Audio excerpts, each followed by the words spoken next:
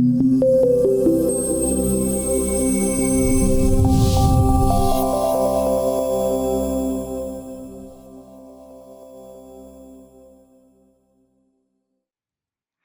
und herzlich willkommen, liebe Zuschauer, hier von Ihren Schreibtischen aus den Büros. Noch nicht wieder physisch, aber virtuell. Wir freuen uns sehr, dass Sie heute dabei sind. Energy for Mobility, der Expert Talk. Nicht der erste, der wievielte, wird Ihnen gleich jemand anderes sagen. Was machen wir heute? Heute wird es um die Frage gehen, Wasserstoff, Game Changer für die Mobilität der Zukunft. Wir haben einige Experten eingeladen, die das heute mit uns hier auf der Bühne und auch mit Ihnen direkt who are going to discuss this with us on stage as well as with you directly. You have the opportunity to ask questions. My name is Silke Frank. I'm the CEO of Mission Hydrogen based in Winnenden near Stuttgart. So that's where I came from today. And now we are at the Frankfurt Trade Show Fairgrounds, and this is where we are broadcasting from. And I'm not all by myself. Instead, I have a person up with me here on stage. Messe Frankfurt has been looking into the matter for several years. Michael Johannes, Vice President, Mobility and Logistics from Messe Frankfurt. So what are you planning to do with us today? A warm welcome, everybody. Silke, it's such a pleasure to have you here in our web studio at Messe Frankfurt. You didn't want to give it away at the very beginning. This is the third expert talk we have held since autumn.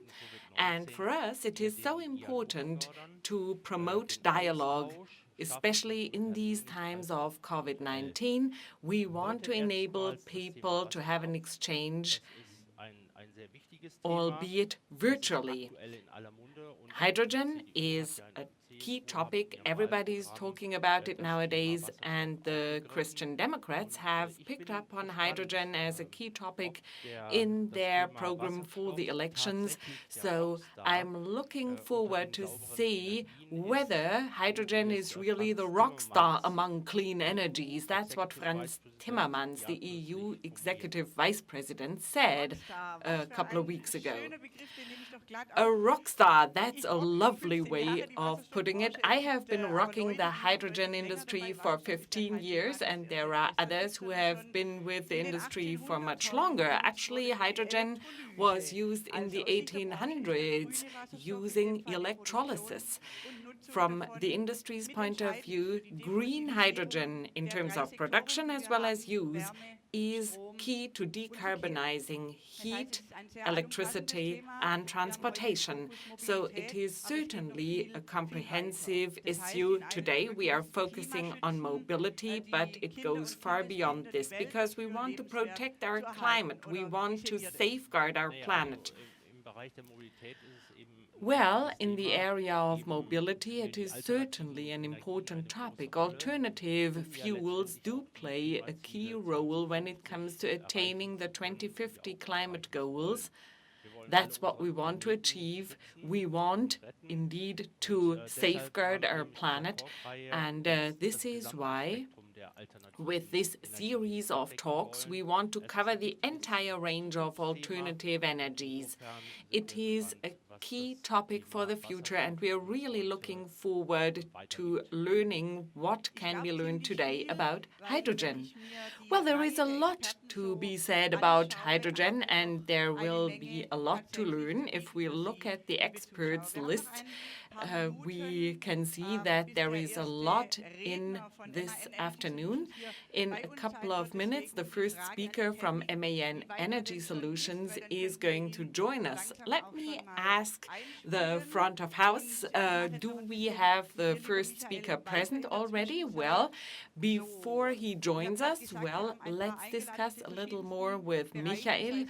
We have invited speakers from the maritime industry, hydrogen NOW, the National Organization for Hydrogen and Fuel Cell Technology.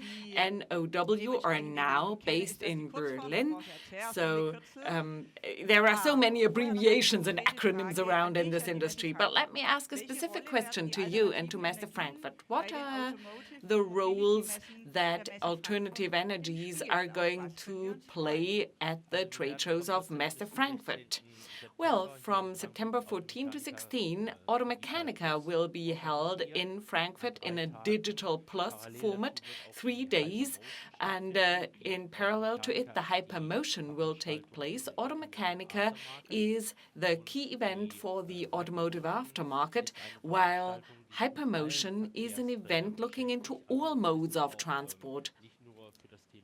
So it's not just about road-based mobility, it's also about waterborne, railway-based, and airborne mobility. And these are the modes of transport that need to look into alternative fuels, and we are going to do our best to make these events as interesting as possible in order to really play all the key topics during those events. What is our goal?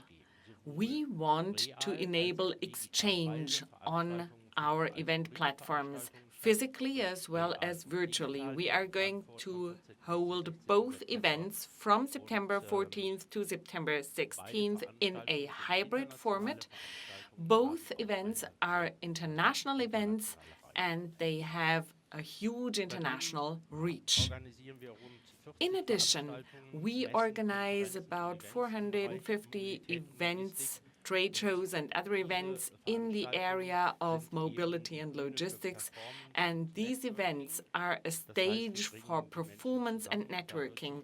So we actually bring people together, and this is going to remain like this in the future. So everybody is warmly invited to join us from September 14 to 16. Please do visit us in Frankfurt physically, or alternatively, you may use our digital platforms in order to look into alternative fuels, alternative drive systems, looking into the latest innovations, and enjoying the show here in Frankfurt.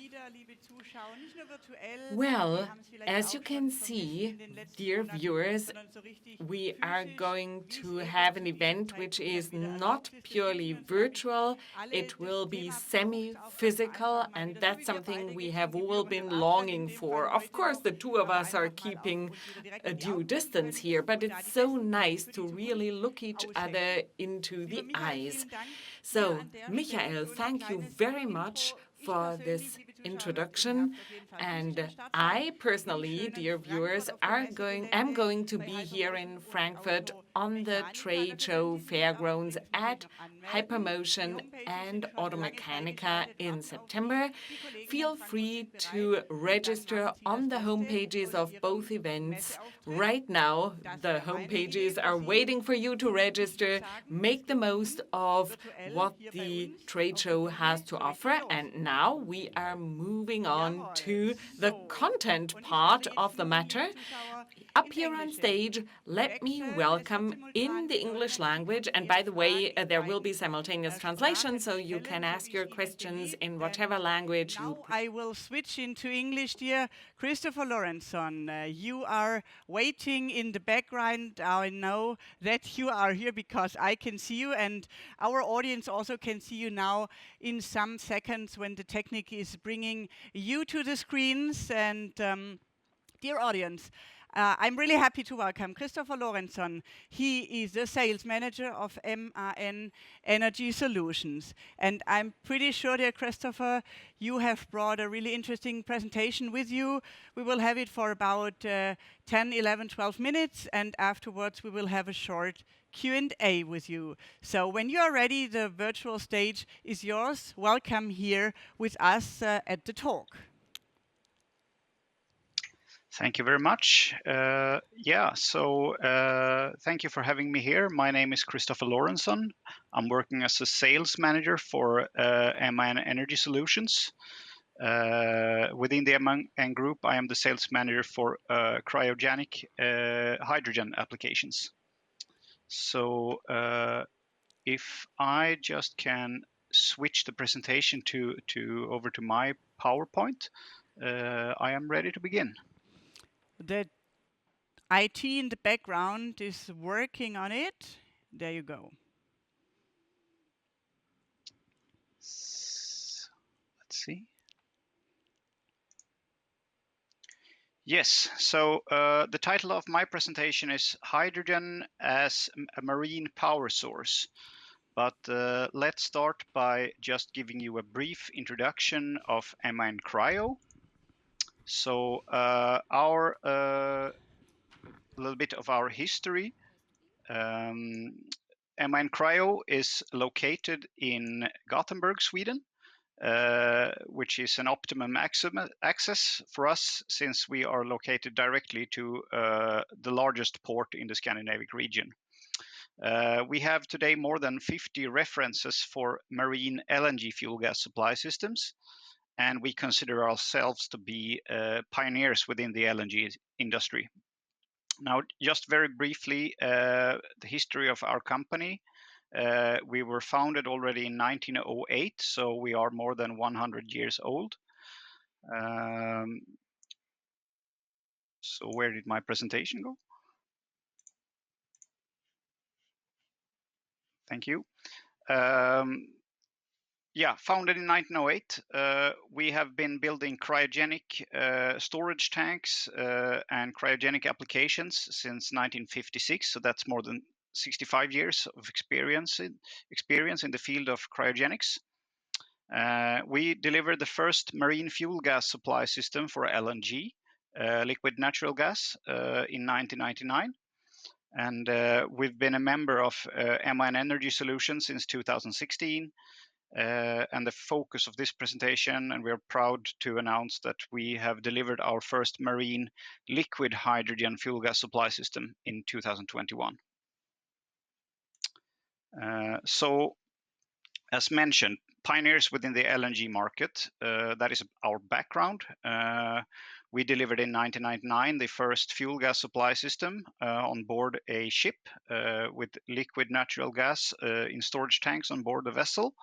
That was a project for Norway, but we have also been the first company in the world to provide a shore-to-ship LNG bunkering, and also we provided the world's first LNG bunker ship with possibility to do LNG transfer ship to ship, and also we have references for import and export LNG terminals with unloading to export loading to ferries and to trailers, etc. So that's a little bit about our marine experience, but we also have experience within the more advanced cryogenic applications. Already in 2005, we built and supplied storage tanks for liquid hydrogen. So we have previous experience of those. And also, before we became part of MAN Energy Solutions, we were a part of Linde Group. And for them, we engineered, produced, and supplied more than 100 storage containers for liquid helium. So those are possible to transport by railroad or trailer or by sea transport. And also we have provided more than 10 liquid helium storage tanks. And the interesting thing about helium is that it has a boiling point of minus 269 degrees Celsius. So it's only 4 degrees from the absolute zero. So it creates there is a need for really advanced designs in order to keep these type of cryogenic liquids cold and under correct pressure and temperature at for longer periods of time. So but we are the experts for these type of applications. So what we do now is that we combine our experience with marine technology from the LNG side with our previous experience for these advanced cryogenic liquids like helium and hydrogen. So we are now ready to combine those and can offer to the market marine fuel gas supply system based on liquid hydrogen. Now, some discussion about the emission levels. We've known for the past 100 years by running our marine industry with diesel engines.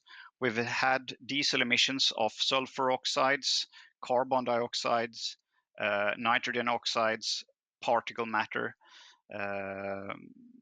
So this has been the history and the challenge.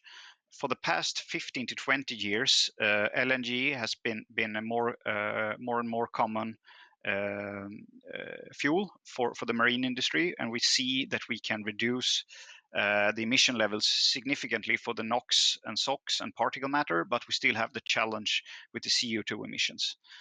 But if we look into the future with hydrogen, we can see that we can really claim that we have a vessel going for zero emission when the CO2 emissions are also reduced to zero by running on hydrogen.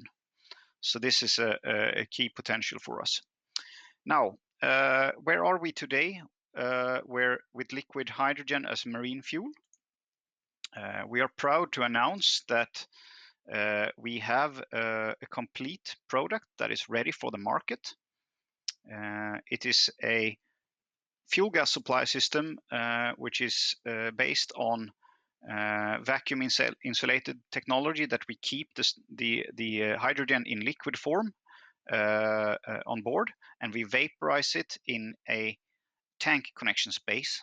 This is an area, the box on the far end of the tank, where we keep control of the vaporization process, so we can provide gaseous hydrogen at the correct temperature and pressure that is needed to feed a hydrogen combustion engine or a fuel cell or other types of consumers.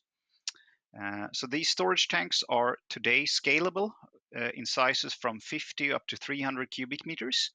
And as of 2021, we have obtained the class approvals from Lloyd's Register. We have a preliminary approval from DNVGL, and we have just recently delivered our first of these systems to a shipyard where it's currently being installed into a ship. So this is a very proud year for us. Now, what do we mean with the fuel gas supply system? This is basically everything from the bunkering from the hydrogen trailer that is standing on the shore side, all the way to the gas that is sent to the consumers. So when the ship is in port, we can, with a transfer hose, receive liquid hydrogen into a bunker station.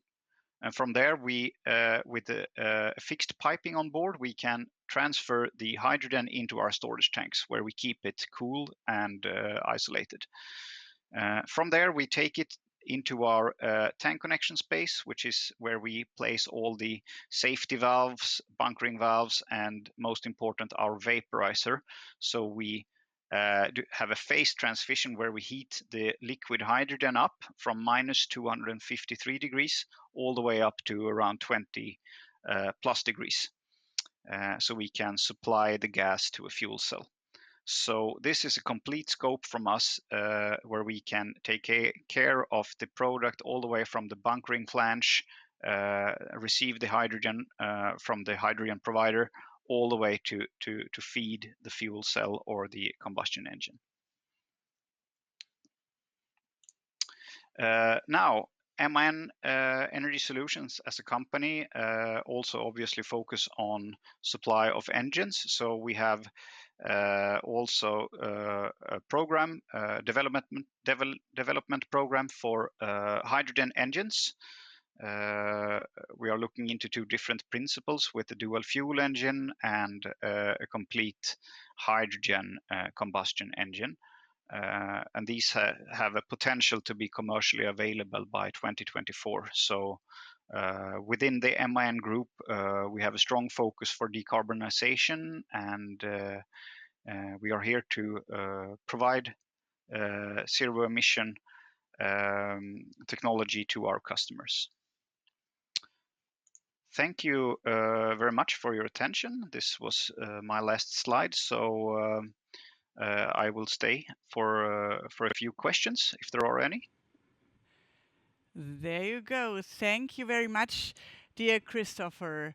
So this was a short but really deep and good look into your ideas, what MAN Energy Solutions is doing. To which markets are you looking for geographically? Which countries are your main focus at the moment? I would say that the front runners with this technology is Norway, definitely. It was the same situation 20 years ago when LNG was coming into the market. At that time, Norway was the front runner for LNG, and they were the first ones to build an infrastructure and make this happen. And now, as LNG is viewed as a commodity which is available almost worldwide, Norway is taking the next step with hydrogen. So they are definitely one of the strongest nations, but also we also see great interest from other parts of Europe mainly, but also gaining interest from United States for these types of products. So tell us, despite you're not from the government, but I'm pretty sure you are aware of the national hydrogen strategies. From Norway, I know there are plans. There is one. So can you tell us, from your perspective, for the strategy, what the status is? Yeah, I mean, if we're going back to discuss about Norway, obviously they have a very green focus, and they have government subsidies for raising the bar to go for zero emission, especially in the tourist industry when the tourists vessels can go into fjords. It will soon be required that this will must be zero emission to be able to enter the fjords. But also Norway is a country with a lot of ferry routes because their infrastructure on the mainland is challenging. So a lot of car ferries and ro-ro ferries are located there. So they see a great potential for CO2 reduction on that infrastructure. So, dear audience, I have two questions to Kristoffer, but perhaps you also have questions to him. So you can post that in the chat, and then my colleagues are sampling it and giving it to us on the screen. In the meantime, I can ask something, Kristoffer. Why is not a liquid hydrogen fuel gas supply systems available in sizes from 0 to 50 cubic meters? Yeah, so the smallest possible size for us is around 50 cubic meters of liquid hydrogen storage, up to 300. But it makes no sense really for us to develop a product all the way down to very small storage solutions, because in that respect, compressed hydrogen is a more attractive solution. It's fairly advanced technology, and you need to really have a longer route in order to make sense for an investment in liquid hydrogen. So for smaller applications, it's more economically feasible to go with a compressed hydrogen solution. So the breaking point is somewhere around 50 cubic meters. So that's the reason why we don't go below that. Okay, and will be such a system can be used in public buses, for example? I think today, I know from the LNG side that there are trucks and buses running on liquefied LNG that is vaporized just before entering the engine. If that type of technology in the future will be available also for the land transport sector for trucks and buses with hydrogen, I don't dare to say today, but this is something that we will definitely see how it will develop in the future. Today, if we look at the car industry, the hydrogen-driven cars of today are only with compressed solutions. But for obtaining longer possibilities to drive longer before you need to refuel, maybe we also will see applications with liquid hydrogen there. Okay, so remain with the applications. For what type, other type perhaps of application do you see this liquid hydrogen technology as a, from your perspective, really good design solution?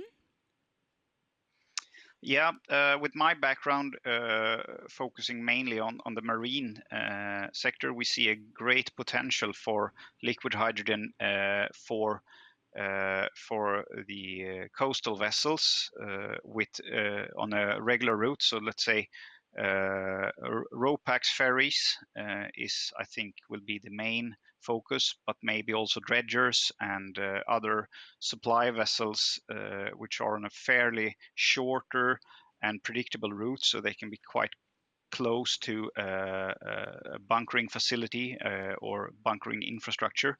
But in the long run, maybe we can also see hydrogen as a fuel for deep sea going vessels such as cruise vessels, etc. But that remains to be seen. Okay, then there comes a question out of the audience from Mr. Viewer. There is no name behind it, so Mr. Viewer, I can only say that. I will read it now. Hydrogen makes sense for ships, no doubt. But how on the supply side? I know of 10 tons per day for Europe, and building a liquefaction site takes several years. Yeah, it's true that the current infrastructure in Europe is quite limited.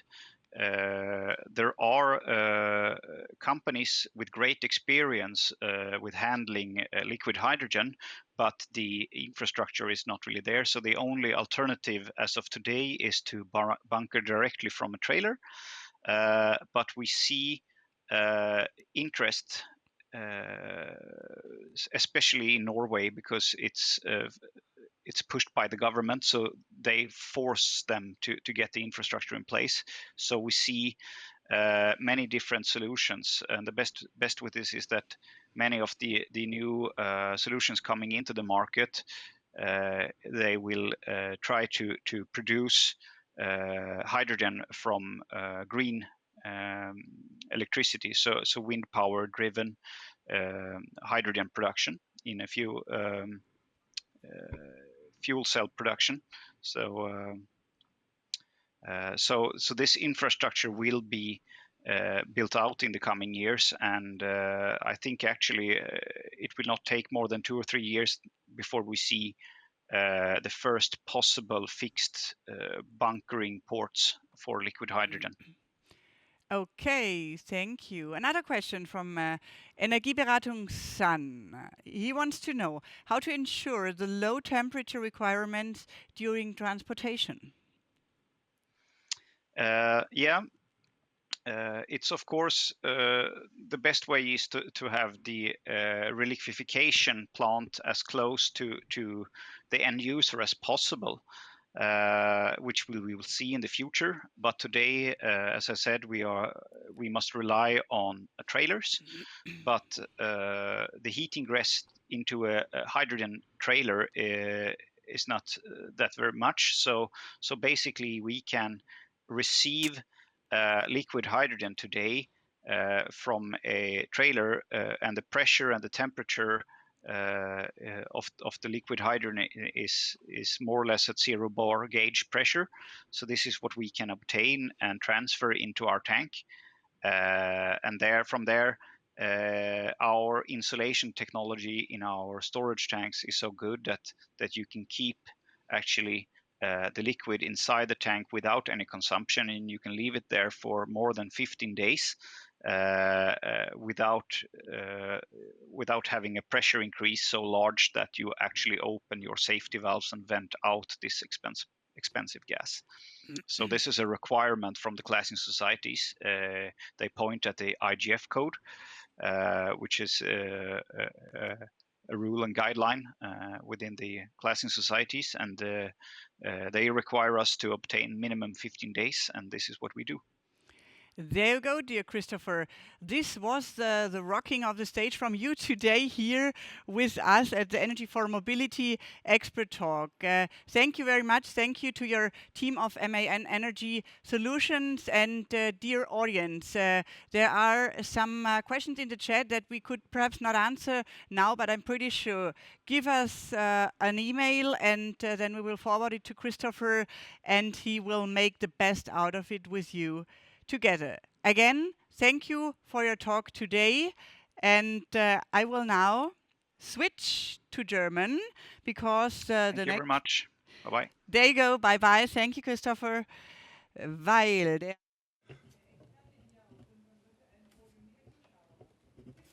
Stimme ist weg. Oh, right, okay. Let me welcome Heinrich Klingenberg, who has been with me for many years, senior expert for hydrogen from Hamburg. Invest. Dear Mr. Klingenberg, I know that you are around. I'm very happy. And now let me ask you to tell us and share your knowledge with us in 10 minutes. Well, with pleasure.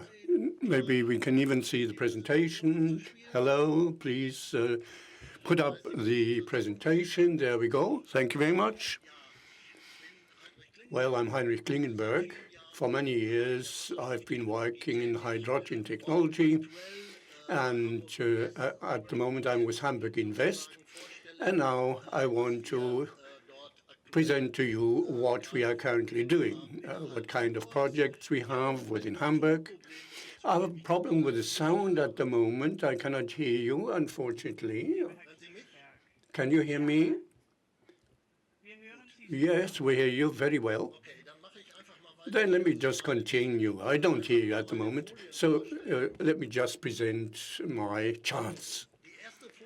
The first chart shall illustrate, using the example of the harbor in Hamburg, where we are standing at the moment in strategic terms. Let's take a look back to shed light on the issue of hydrogen in mobility. What are the essential topics we need to deal with?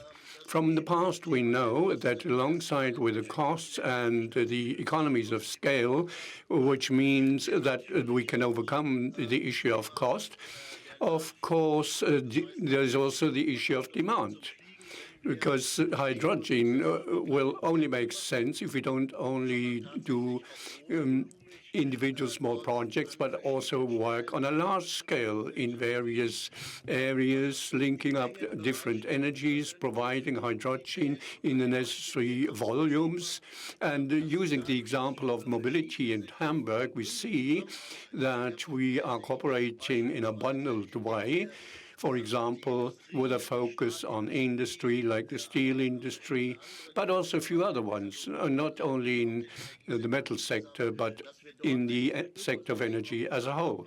We have developed an ecosystem which is apt to tackle the problems within the scope of mobility and to find solutions for that matter.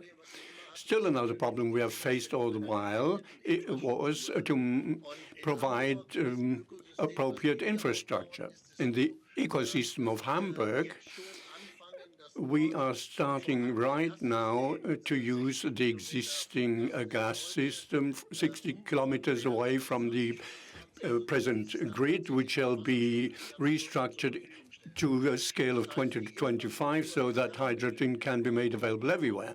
Hence, the economies of scale we always need in this context will certainly come to bear. Hence, the ecosystem does not only mean that we reach prices because of the economies of scale and the cooperation of various partners, which really use hydrogen in an economic way. And at the same time, we can tackle quite a few projects which we can handle on this common basis. There are many users, a large number of users in Hamburg, and they have also developed their own projects all the while. Of course, we also need production for this purpose, which is a starting point for the use in all areas. And we are fortunate, and it's known to many of you, that we have the power station of Moorburg, which is now rededicated. And in an early phase already, we'll have 100 megawatt available. But we also have 80 kV connection. And in the harbor, with growing volumes, we can also provide facilities for exportation. And within the scope of the European procedures for IPSA, European Common Interest, we have been working, and on the chart you can see that the idea of the ecosystem comes to bear. Hence, with providing hydrogen from green sources through Moorburg in the first phases, so this can be extended to various other areas, also in importation. And I'll present a few more individual projects considering the entire system, and we only have it in Hamburg in this unique way at the moment. Of course, we mainly talk about mobility today, and thus the various types of use, instead of the pure focus on the road, there are various potential uses also in aviation or in maritime applications. We heard the presentation by the MAN, which is very exciting, and this can also be considered for this purpose. And alongside with aviation and the shipping industry, there are many other additional possible applications at the moment limited to the local level, but which can be extended also to regional and international levels, supplying local needs with the right mobility, but also large-scale applications going beyond the scope of Hamburg. But we have a real lab, as we call it, already now, where all the potential uses can be tested, and we can safeguard the availability of hydrogen with an infrastructure which can be developed in a simple way for a start. Now, my few examples. Alongside with road-borne applications, we also know from industry where hydrogen can be used on different time horizons.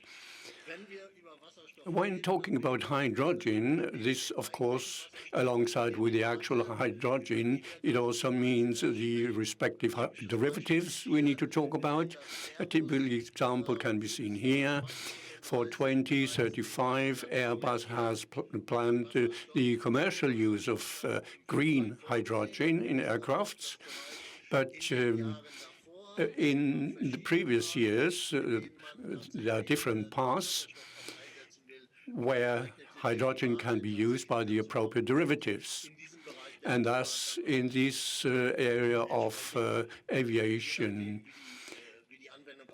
depending on the design of the application, be it long-distance flights or shorter flights, it can be used accordingly. And according to another discussion, we also talk about the status of aggregate. And there's a clear orientation, as we can see in many other places too. We have just talked about the maritime sector for liquid hydrogen. Still another example is our port authority. In the years to come, to a larger extent, ships of the fleet of Hamburg will be used in various applications on behalf of the government, for example. But we do not only think about the use of ships in the harbor, but we also want to qualify ourselves. We are doing this just now regarding the warehousing and storage capacities for being able to land the hydrogen where it is needed. And as a harbor, Hamburg is always a logistics hub, and there's a lot of transport taking place in the harbor, a lot of goods traffic, and now hydrogen locomotives, entire trains can not only be used in the transport of persons, but also in the shipping industry. And so this illustrates the entire bandwidth which we try to realize in various projects. And all those dealing with logistics in the harbor, using the right reach stackers, supply with cranes and so forth, forklifts, the entire set, but also reaching into logistics. The HHLA is intensive exchange also for the vehicle industry. In short intervals, trucks will also get into Hamburg and the Hamburg harbor, and they can be supplied with hydrogen in the future. So it's not only the preparation to see to it that hydrogen can be made available in large volumes, but also to use it in our own vehicle fleets. One of the first ones who thought about operating ships with hydrogen, you may recall, it was a ferry in Hamburg, but on the Ulster River, a sister company of the Hardag, in charge of long-distance traffic in the Hamburg harbor. And they are now underway to provide the first 3 complete ships to such an extent that they can also work with hydrogen and fuel cells in the near future. And after a test phase, when the necessary experience is available, the entire fleet will be retrofitted for the traffic in the harbor. Apart from that, there's also the step towards goods traffic. The Electra is a push boat operating between Hamburg and Berlin mainly, and to a major extent, it will take smaller boats with this boat in order to supply the local industries. Still another example we have is the Green Plug company. They are doing container taxi traffic in the harbor already now, and the containers are taken to the right place also with such a push boat, which is now also in the preparation phase. Another story which is moving to and fro time and again is the Hamburg Hochbahn, also working on hydrogen very intensively. In the Hochbahn, we now have 50 fuel cell buses in a tender, and the decision shall be taken shortly where those vehicles shall be used and who shall supply them. That's about solo buses of 12 and 18 meters length. And as you may know, alongside with a growing fleet of battery-operated buses, wherever larger distances need to be covered daily or where we need larger vehicles like articulated buses, the hydrogen and fuel cell technology offered essential advantages. Few more examples of smaller applications within Hamburg Airport. Everything which has to do with the transportation of goods is considered, and it shall be rededicated to fuel cell and hydrogen-operated facilities. We also have clean logistics, also dealing with these matters, people doing fleet operation, and now rededicating their vehicles to hydrogen and fuel cells. The Stadtreinigung now also equips their waste disposal vehicles.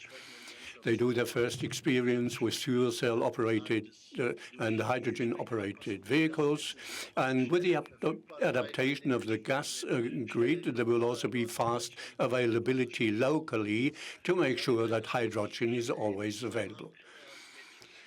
On top of that, in the context of aviation, I mentioned synthetic kerosene. That is also considered producing green hydrogen with kerosene. Through various companies in logistics, we are in intensive exchange with the producers, the manufacturers of large vehicles, and they can also be used in fleets in the Hamburg harbor. We also talk about green hydrogen within the scope of refinery and the like.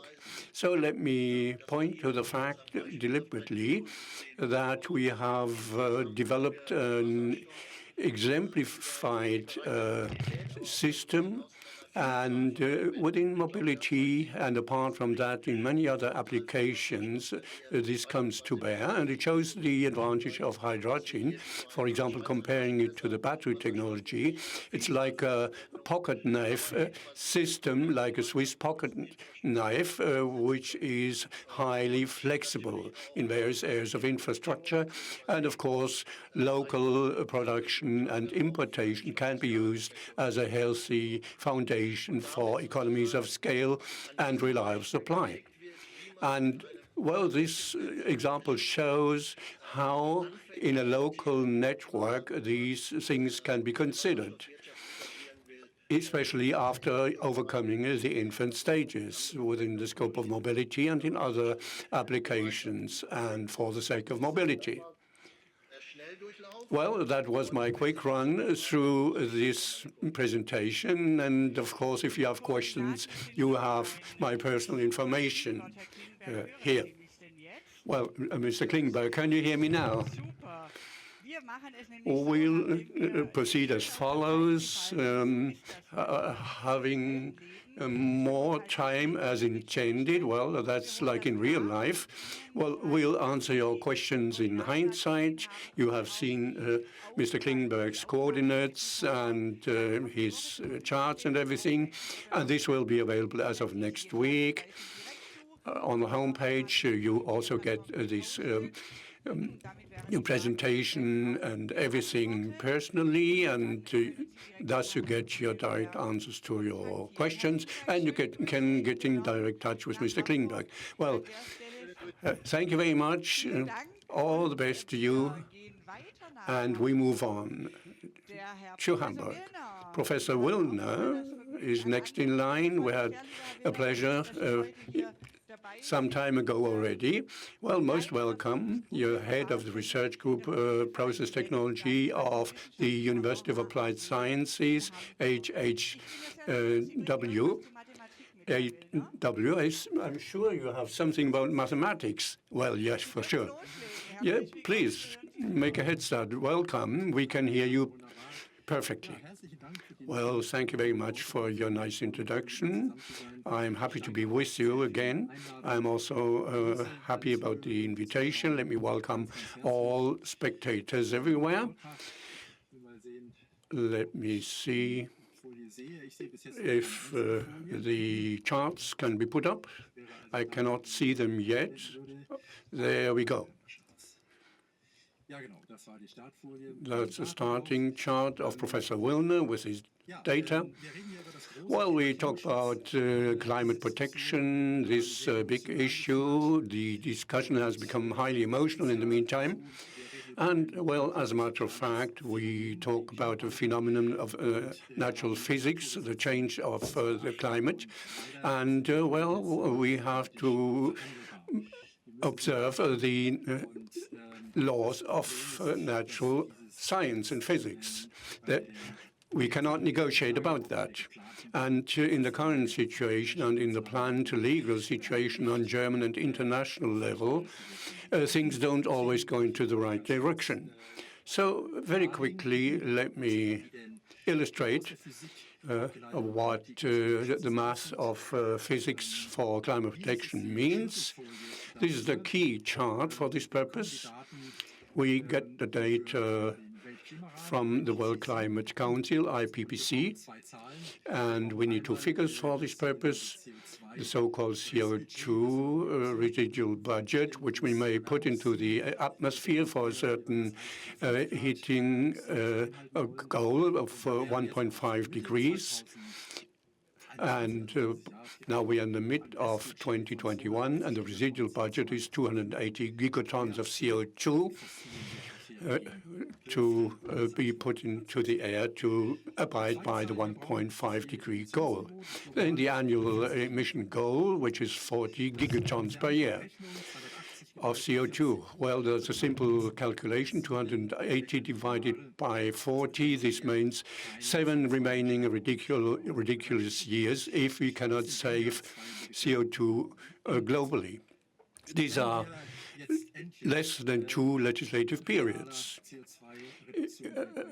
If we were to begin with real CO2 emission reduction from now and follow a green ideal line, which I call correct action scenario here, then we would at least double the time to 14 years.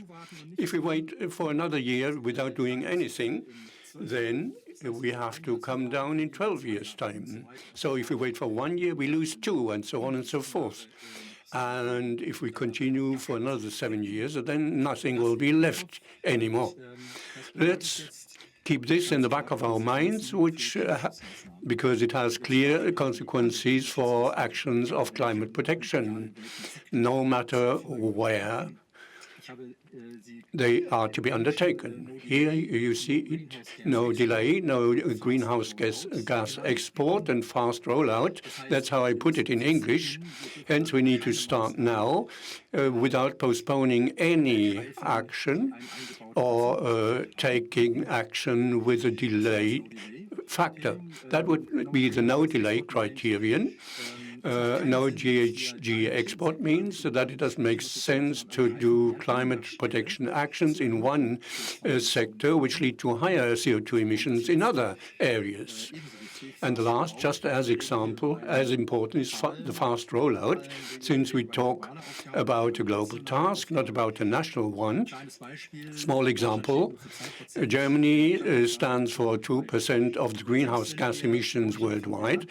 And even if we were to eradicate Germany from the world map, we wouldn't even save these 2% because oil and gas would not become cheaper because of that, and there might be more consumption elsewhere.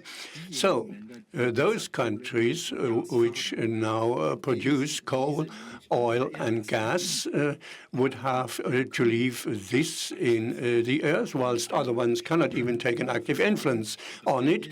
The only thing we can do now, which also goes for Germany and Europe, is to roll out technologies worldwide, which then stand for smaller demand in the energy sector. And if we break it down to road transport, we find that the criteria no delay can only be fulfilled now by alternative fuels. And that means liquid and gaseous ones. Hence, we also talk about hydrogen. But we also talk about the gigantic fleet which need to be involved, namely 1.4 billion vehicles worldwide. In electric mobility, unfortunately, there is a built-in delay, a delay of 5 to 15 years, because the increasing CO2 emissions for the construction of batteries need to be reduced. And this takes as long as until we reach zero before we can start saving. So it's just like putting a car on a racetrack or a racehorse, but you put it the wrong way round and it runs full speed into the wrong direction, hence an increase of the CO2 emissions first, then it comes back to the starting point 10 years later, and then it starts with CO2 emission reduction. That's electric mobility, to put it very clearly. Now, GHG export, I mean, the net reduction, of course, is very good. In the available biofuels, we have already reached more than 80% in terms of performance improvement. That is excellent.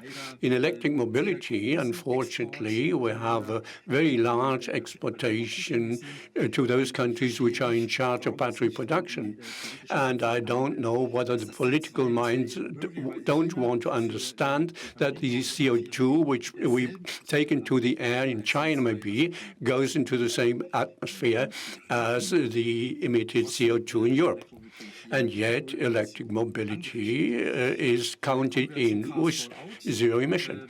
Now, fast rollout, the international cooperation is the key component in climate protection. We need to go into the world, and now we have the possibility to use renewable energies in countries with excess of energy exportation, but supplying a business model at the same time whereby the excess production is sold back to us in green fashion in the long run. Thus, we take wealth and stability to those countries, and the other way around, our gigantic energy demand can be satisfied. For Germany, this means 70% and EU-wide 58%. Potential. Thus, the answer is clear. There is a large number of studies confirming all this, even that all the three criteria can be fulfilled. And well,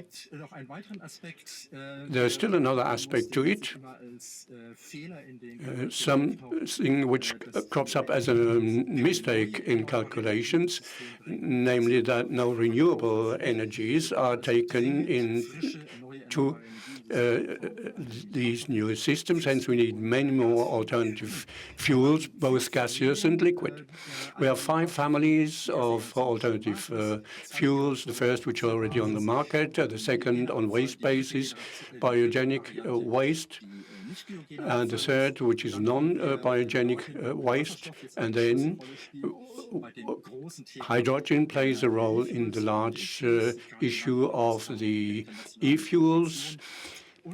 I've mentioned it within the scope of international cooperation, and then the combinations of fewer biomass or wastewater production, or as hybrids.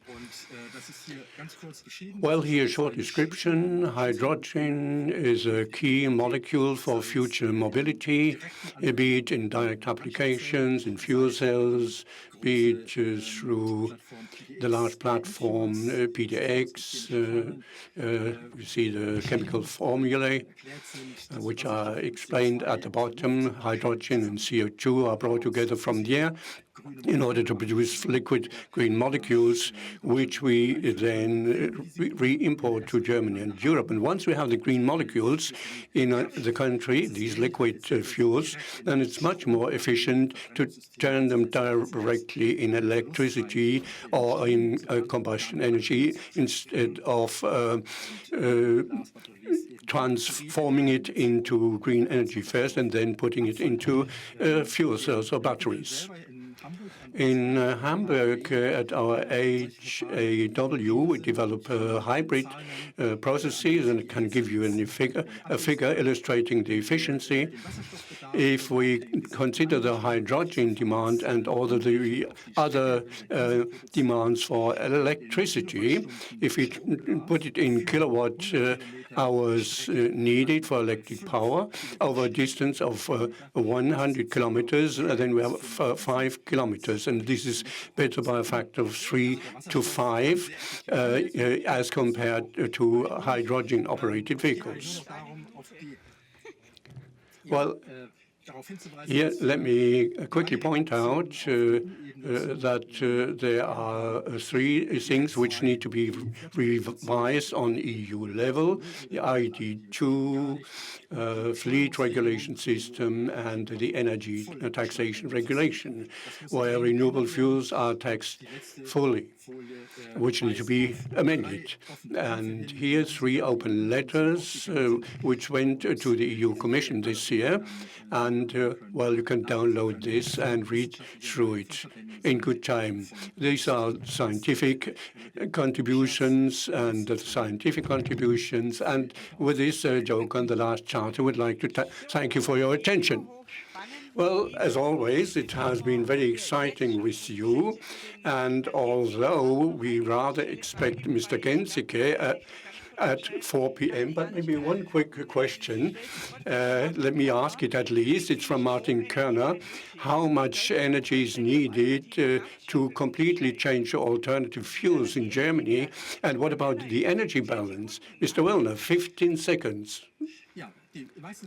Well, most fuels will not be produced in Germany, but precisely where I see the excessive capacity around on the other side of the Earth. There's a vast excess supply of energy which they could export to us, and we could cover our enormous needs.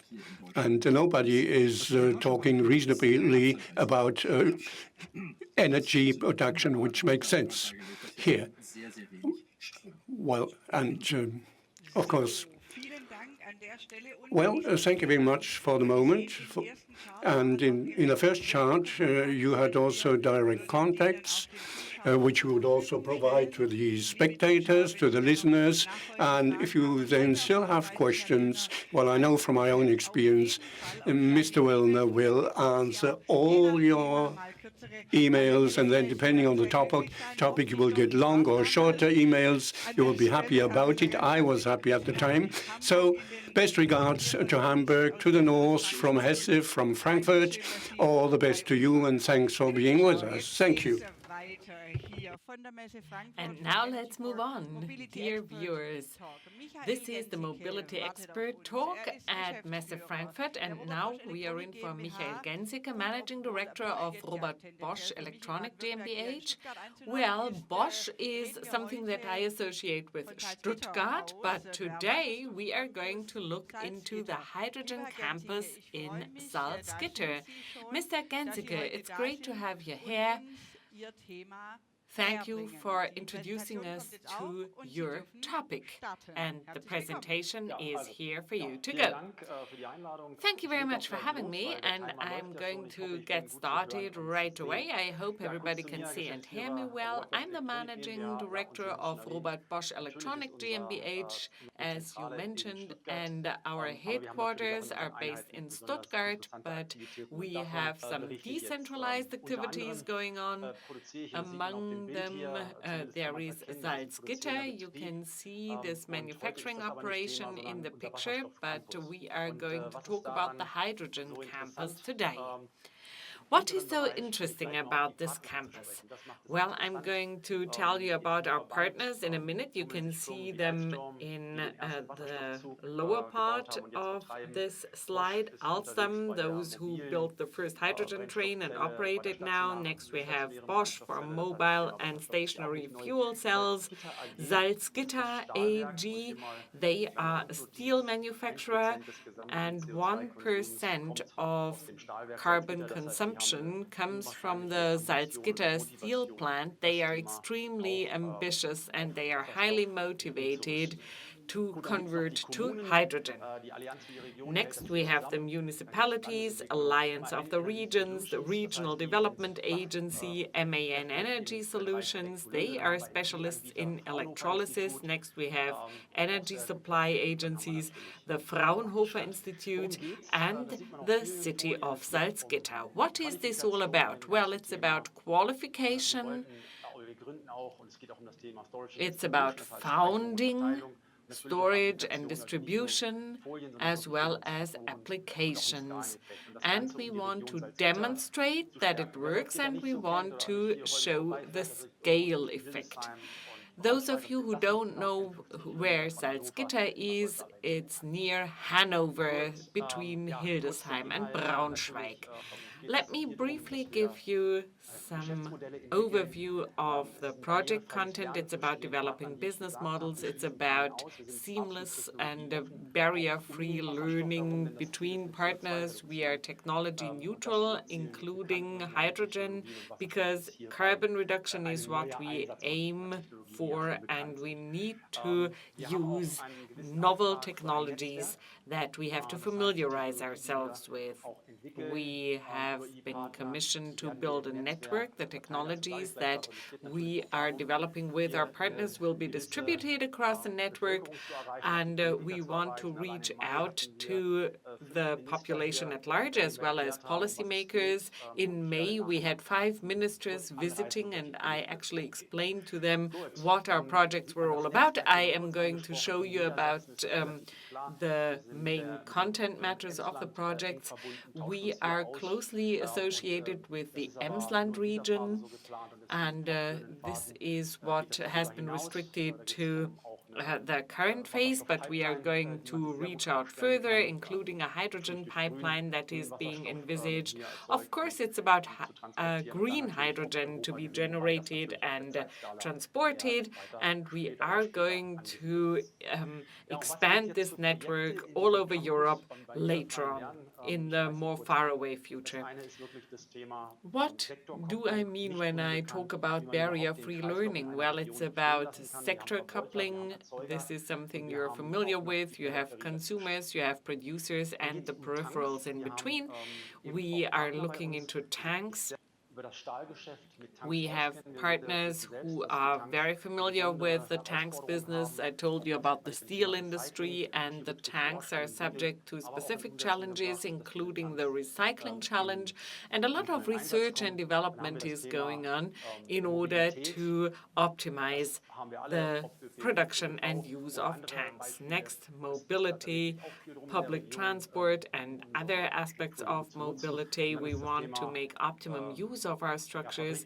And then, of course, it's about factory transformation. This is about taking an ordinary factory or plant, which today ensures carbon neutrality by means of certificates. Bosch is carbon neutral thanks to its certificates, but of course we want to become genuinely carbon neutral. And in my factory, we are going to reduce the carbon footprint by 40% in a matter of just 1 year.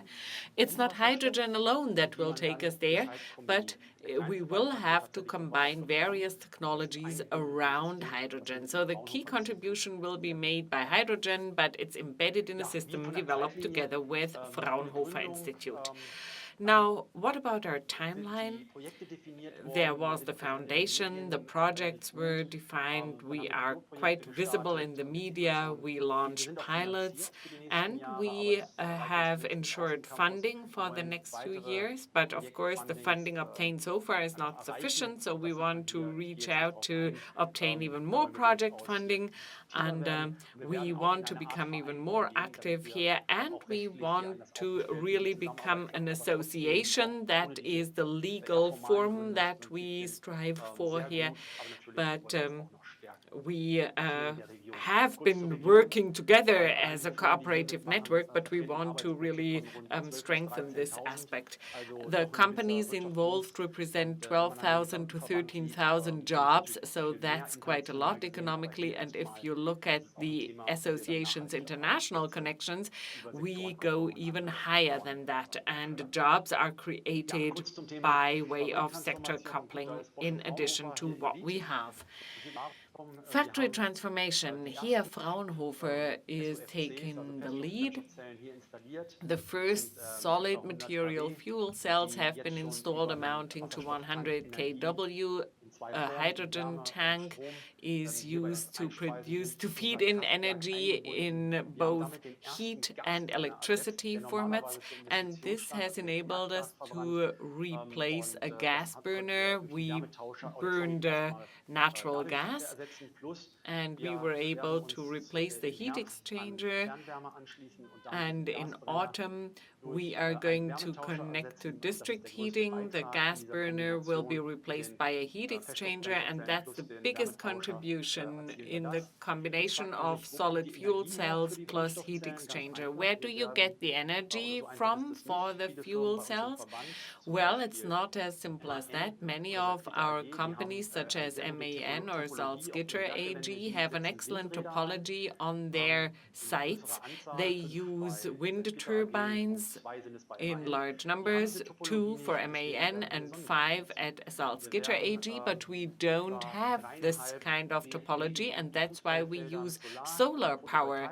3 soccer pitches will be covered with PV arrays, and this will provide us with the energy required for our fuel cells, 2.7 megawatts peak, which can be used for other flows of energy in our companies. I'm going to briefly touch upon various projects here. I mentioned the tanks. This is about coating the tanks. The composite materials used today are not really suitable for recycling, plus they are very expensive to produce. And we do a lot of research and development in order to improve the situation here. In addition to Salzgitter AG, we have a very knowledgeable Fraunhofer Institute. They are experts in coating, and this is what we are going to rely on. Sectoral coupling. We briefly touched upon district heating before. You can imagine it as follows. Salzgitter AG have thermal processes that lead to an emission of energy. It can be fed into the district heating grid, and we always try and find the most useful combination here with hydrogen wherever it can be used, and that's what we are doing. It all takes place in digital models, so what we do in our factory is mapped digitally and can be used as a blueprint for other companies. And I can see time rushing past. I want to close my presentation on time, so I'm not going to tell you about any other project, but it's very interesting, and we will not exclude any partners. So if you want to understand in greater depth our hydrogen campus in Salzgitter, you are warmly invited. Get in touch with me. You can see the contact details here, or please ask the people hosting this event for my contact details. Thank you so much, Mr. Gensicke. I would like to extend a warm thank you from Frankfurt to Salzgitter. Where are you working? Are you working from home or on your site? Yes, actually, I'm based on my site here in my office. Okay, so we have a question in the chat. Dear viewers, feel free to ask more questions because we have 1 or 2 more minutes to go. Martin Reichle. By when will there be legislation stipulating that green hydrogen or other waste-based energy sources are eligible for funding or subsidization?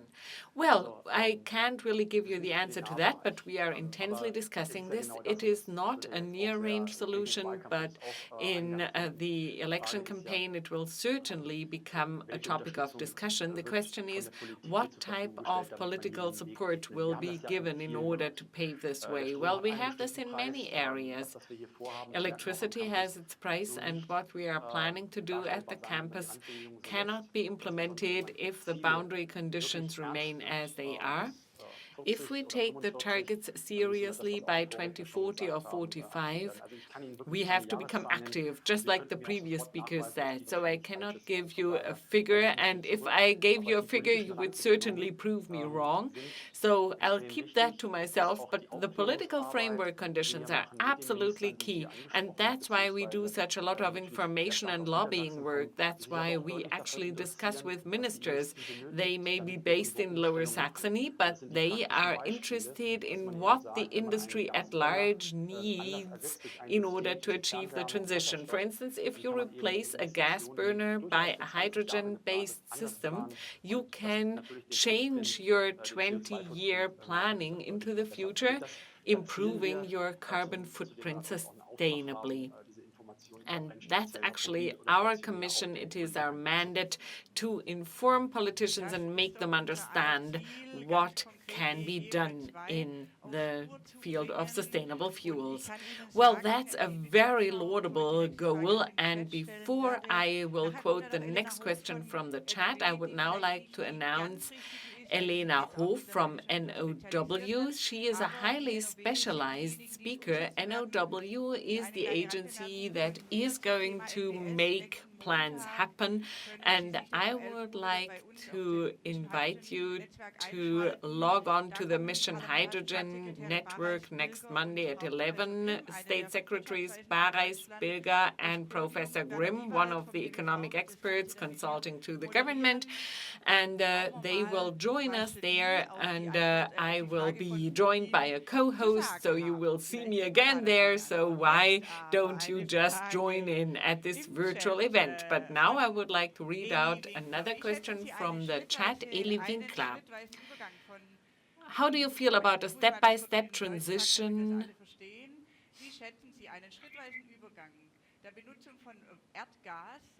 of the use of natural gas to hydrogen in fuel cells? Oh, that's a question that is easy to answer. Well, I assume that this is about stationary fuel cells, and at Bosch, we do have certain products, stacks or fuel cells that enable us to do precisely that. We can actually reflect mixed operation, and that's what we do. You need a little hydrogen in order to trigger the fuel cells, but then you can take any natural gas and hydrogen mixture that you have. So whatever is available in terms of hydrogen can be admixed, and this enables us, and that's why the peripherals were so wisely invested. We do not have loads of green hydrogen available either. So whatever we don't have can be replaced by a natural gas admixture. And we are already prepared for the transition, and that's what we teach all the neighborhoods that work with us, all the hospitals and kindergartens and companies that are interested in getting started. They ask us, how can I make an investment today that will preserve its value tomorrow? And actually, this is why we opted for a mixed operation with a high energy and efficiency factor. Well, it seems we have a bug in our watches because the countdown tells me something different from my real watch, but it's 4:17, and that's why I would like to call upon the viewers to ask any additional questions they may have directly to us, and Mr. Gensicke and his team, even though they are extremely busy, will actually be willing and prepared to answer your questions. So it's such a pleasure to have you here. Thank you very much for giving us some insights into the Salzgitter project. I hope to hear and see you soon again, and maybe we can visit you on the campus. Thank you very much. Right, let's move on. Before we have a break, we will have a quick presentation about green aviation. Dr. Thorsten Jänisch from the German Aerospace Center, and more precisely the Institute of Combustion Technology, is with us today, and he is going to talk about aviation with green fuels. Dr. Jänisch, it's so great to have you here at the Energy for Mobility Expert Talk. The virtual stage is yours. Thank you very much. I hope you can hear me all right. Yes, we can. Wonderful. Because at the beginning we had some technical issues, and now I would like to ask for my slides to be made available. And now we can get started. Wonderful. Thank you so much. So thank you very much for the kind introduction. My name is Thorsten Jänisch. I come from the German Aerospace Center's Institute of Combustion Technology. Today I'm going to talk about green aviation fuels or alternative aviation fuels. And I am going to let you in on how these fuels can reduce both CO2 emissions and non-CO2 effects in aviation. But first, let me tell you a bit about the German Aerospace Center, or DLR. We have a threefold mission. We are a research institution, a space administration, and a project management agency. We have about 9,000 employees in 54 institutes and facilities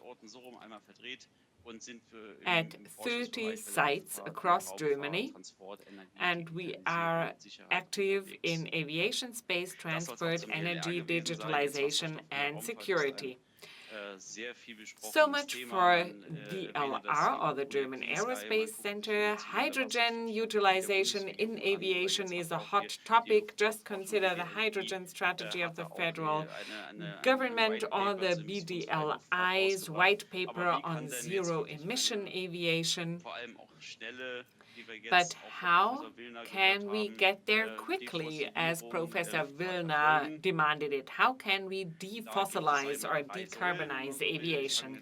There are three pillars. Let me start on the right-hand side. The non-drop-ins, such as fully electric or hydrogen fuel cell-based aviation, they have the charm of having zero carbon emissions at all, provided the electricity is green, no soot, no PM production. But the downside is that you have to change both infrastructure and the actual aircraft. If we move to the left, we are at the near drop-in segment. This requires just a minor upgrade of existing fleets. This takes us to liquid fuels, sustainable aviation fuels, or SAF, which are 100% carbon emission free, and they lead to low pollutant emissions. And on the very left, we have drop-in fuels that can be used in existing aviation fleets, in existing infrastructures, and in line with ASTM D7566, they are certified and fully compatible with existing regulations. They give us an 80 to 100% reduction in carbon emissions, and as I'm going to show you in a minute, they will also achieve other reduction aspects. Of course, we want to have 100% emission reduction, but it has not yet been certified as yet. It is fully compatible, though, with existing turbines, and it can lead to 100% emission reduction. Now, looking at the timeline, which of the pillars is the one we should bet on? Well, there is not the one single right approach. Probably the fuel cell and electric aviation, due to the long development cycles, will make its way into this world only from 2050 onward. When it comes to the near drop-ins, we may expect them to set in at 2030, but we have no more than 7 years to go. We have to take action now, and that's why we become active. We actually develop drop-in fuels, and we do research on them. Let me give you a quick example of what drop-in fuels are all about. You have an oil production point, you refine the oil, and you can fill it into every turbine or engine, no matter whether the aircraft is 10 or 20 years old, and the same thing is true for SAF fuels. You just change the force, biomass or green hydrogen, and you have sustainable aviation fuel, and you can actually refuel your aircraft as it is, giving you a direct and quick effect. How do you get there? Well, it's not something that comes off the cuff. Fuels are very complex. They have to satisfy many requirements. They have to burn efficiently, and that's why we developed our in-house fuel design process, starting at the synthesis of the fuel, looking into the chemical composition, the physical and chemical properties, such as density, viscosity, etc. And the combustion is observed. We look into the mechanism, emissions, performance in the combustion chamber and in the engine. And together with our partners, we work on optimizing the fuels under research. A demonstrator project and actually a model project is the so-called ND2 NDX campaign, NDMAX campaign, ECLIF 2. We tested various fuels, did emission testing both on the ground and in the air. You can see the second aircraft following the first one, measuring the condensing strips, and if you use HEFA and add it to the reference fuel, it leads to a reduction of the soot emission. Interestingly, if you admix 30%, you get a better fuel soot reduction than if you add 49% of HEFA. So we can attain a more than 60% reduction in carbon emissions, so sustainable drop-in aviation fuels take you quite a long way. As I said, we looked into various fuels, including carbon-based Fischer-Tropsch fuels, which are not much different from the other fuels later on. We have HEFA fuels, conventional fuels. We measured them in the during flight and on the ground measuring campaigns. You have less sulfur, less NOx in the emissions, and a direct correlation could be found between the soot emissions and ice particles, and this has an impact on cirrus cloud formation, and this actually contributes to global warming. And we said, okay, this is a great outcome. With sustainable aviation fuels, we can actually cover non-CO2 effects as well as carbon emissions. Next, we have the fuel pre-screening process.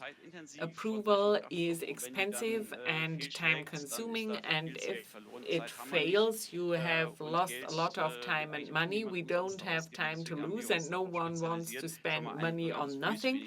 So that's why we have opted for carrying out a pre-screening, looking into the fuel chemically and physically. We actually set up a database, the SimFuel platform, that enables us to simulate the fuels, predicting the properties, carrying out combustion tests, and enabling us to make a forecast as to whether this fuel is eligible for meeting the requirements. And if need be, we will do some optimization work with our partners so the approval process can be passed successfully.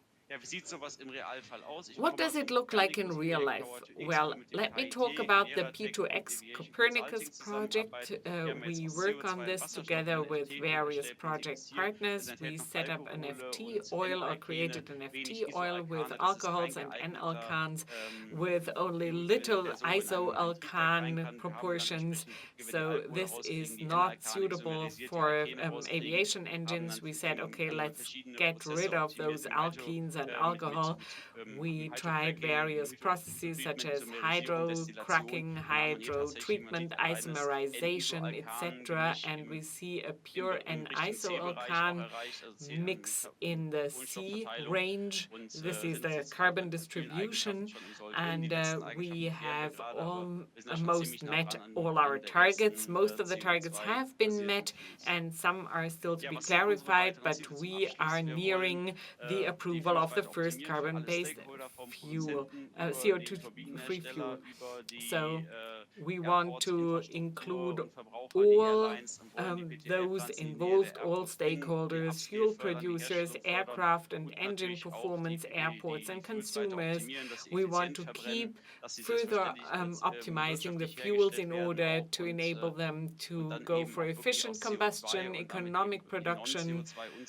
Carbon and non-carbon effects should be reduced as markedly and quickly as possible, and we want to ensure that the dream of 100% renewable fuel flights becomes a reality, and we love supporting the authorities and institutions defining the specifications for such fuel.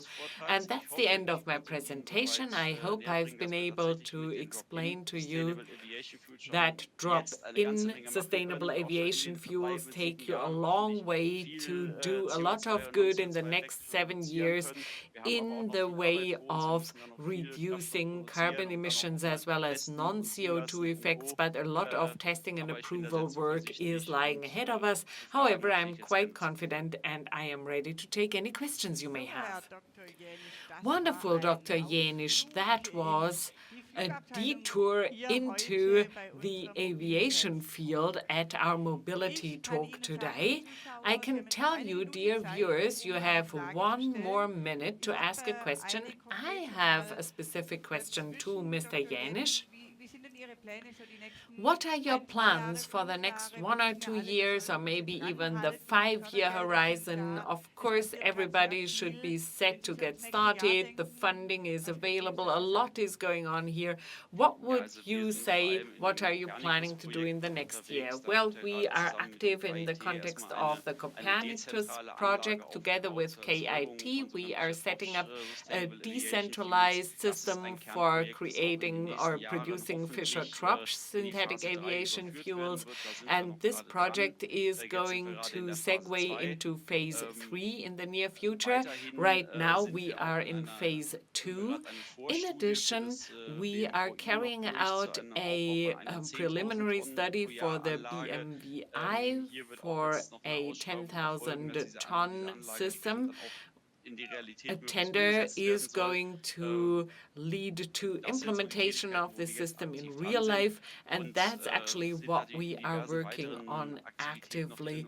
And we are involved in other activities that have to do with optimizing biofuels, which are certainly another pillar, or synthetic gas fermentation products. They are another object of research. We are in touch with people who want to build a plant for that particular purpose, and we're always open for more projects and ideas. Okay, before we have a break, Franz Huber asked a question. He was the first one. Where does the fuel come from?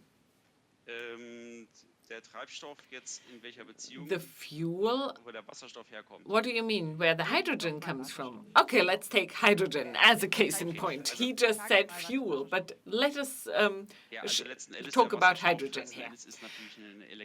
Well, hydrogen is about electrolysis. We need infinite quantities of renewable energy. Everybody will agree with me, I think, because whether it's about hydrogen fuel cells or other ways of operation, we need loads of green energy. That's the key of it all. We need electrolysis in order to produce hydrogen, and we need carbon as the second pillar. Of course, if we build larger systems, biogas, bioethanol, this is an option. You have to capture the carbon that is produced, and you have to treat it and use it reverse shift, and Fischer-Tropsch can be used in order to produce more hydrogen, or hydrocracking, hydrotreatment, isomerization, distillation, and hopefully these are all sustainable ways of producing and obtaining fuel. But a lot of of research will have to be done in order to connect all these individual parts and components, in order to align them, to make them operate seamlessly, and to adjust them to each other and to the needs of the projects. We want to efficiently produce an efficient type of fuel, and we need large volumes, of course. Mr. Huber actually confirms, yes, that's what he says in his chat. And now we are going to have a 7-minute break. Dear viewers, Dr. Jänisch from the German Aerospace Center, thank you very much for sharing with us some exciting insights into the aviation fuel sector. And if you have additional questions, please send Dr. Jänisch an email. Thank you very much indeed. Thank you very much, Dr. Jänisch. See you at 4:40. And whoever is on time will be rewarded. The next round will be governed by brief statements by, among others, KEYOU, Aramco, EDL, and NIP of NOW. And there will be a lot of infotainment as well as knowledge sharing. See you then.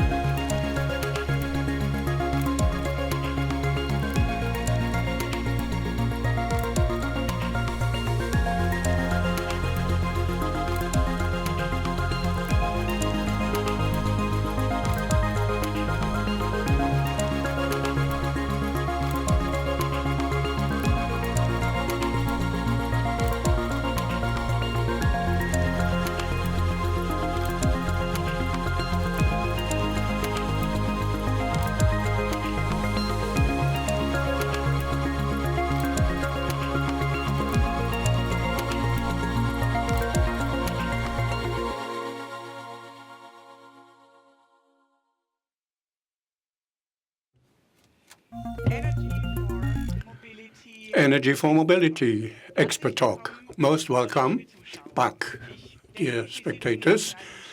I hope you are enjoying a nice cup of coffee, sitting in front of the screen. I don't have anything, but I'm around for you today. No matter, no problem. And we still have 4 experts waiting in the background, which will now switch to the screen. Next to me, you'll see them. Thomas Korn, Managing Director of KEYOU, Elena Hof, Program Manager, NIB, the National Organization Hydrogen and Fuel Cell Technology, Dr. Michael Heid, Managing Director of the IDL Anlagenbau Partner Group, and Matthias Braun, Senior Advisor around Co-Fuel Research Center. Dear experts, are you all around? We can see you already. Can you hear us too? Right, thumb is up. which is good. Mr. Korn, if you hear me, then you can make a head start. Well, I can hear you, but I cannot see any other one.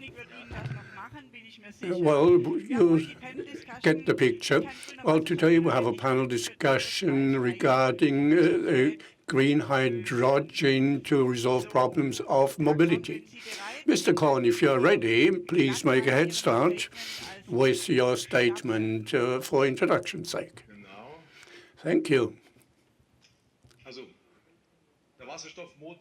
The hydrogen engine, the efficiency and the quality for the introduction of clean hydrogen, that's the challenge. It's a great challenge for the automotive industry, and of course also a great chance for startups.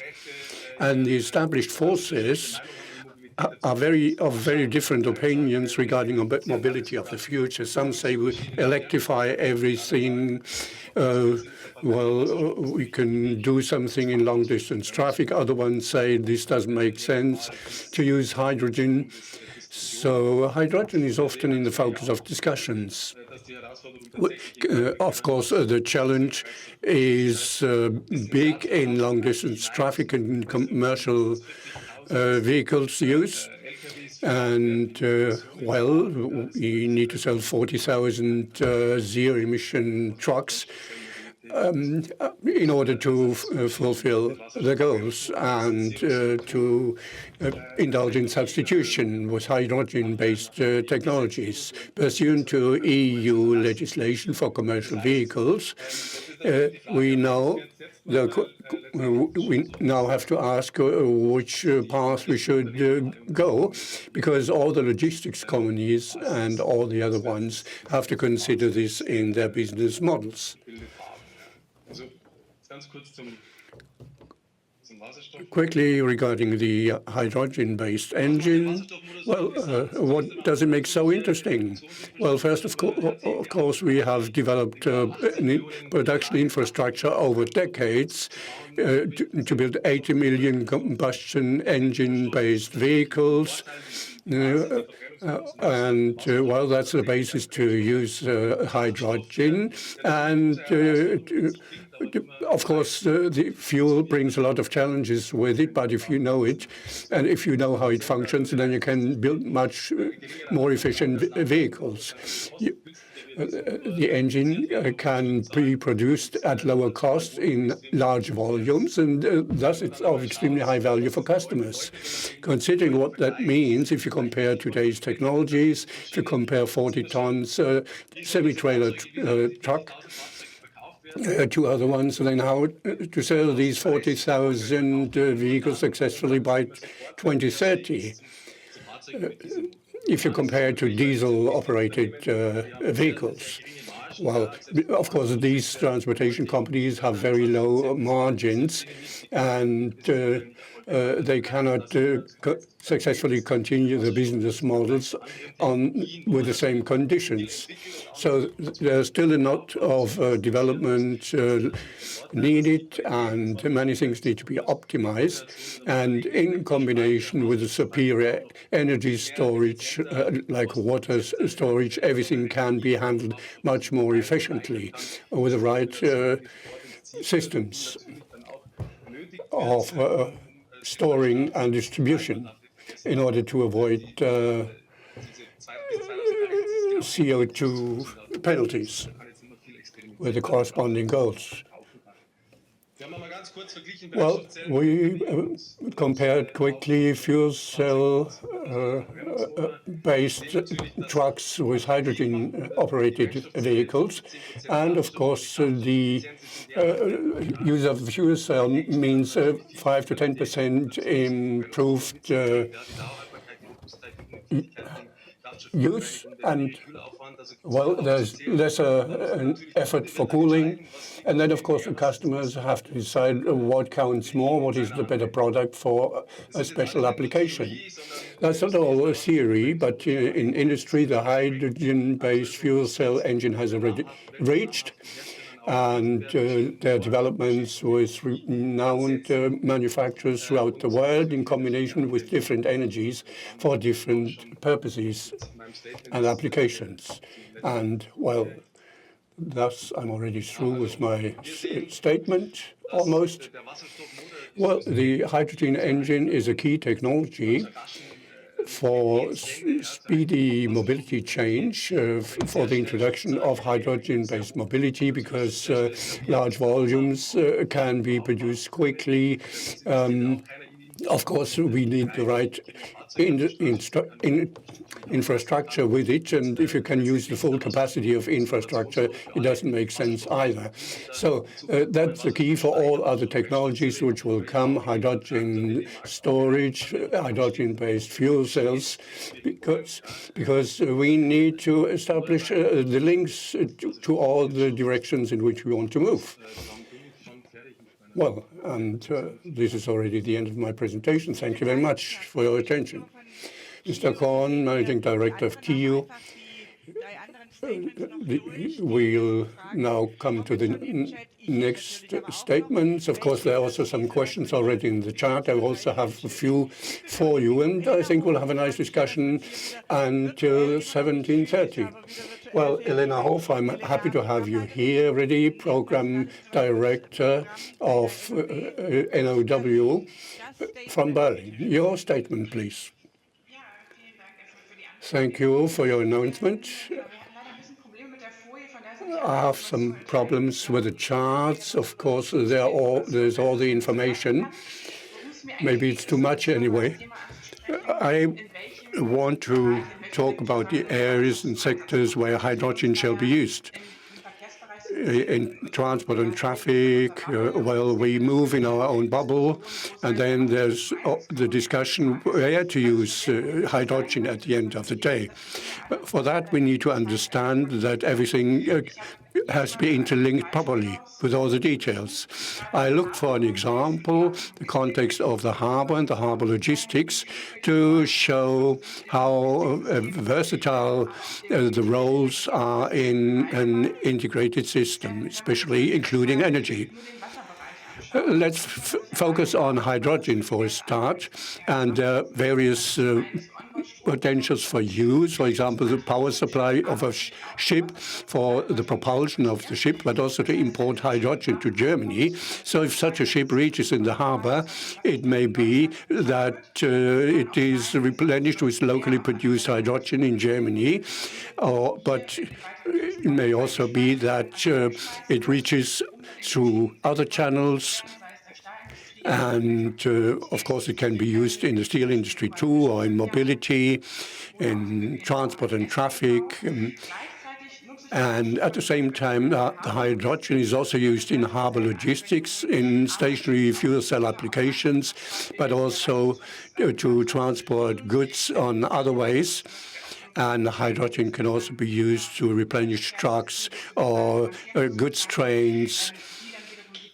And they transport the commodities on to logistics centers, and their intralogistics is used, or stationary energy supply.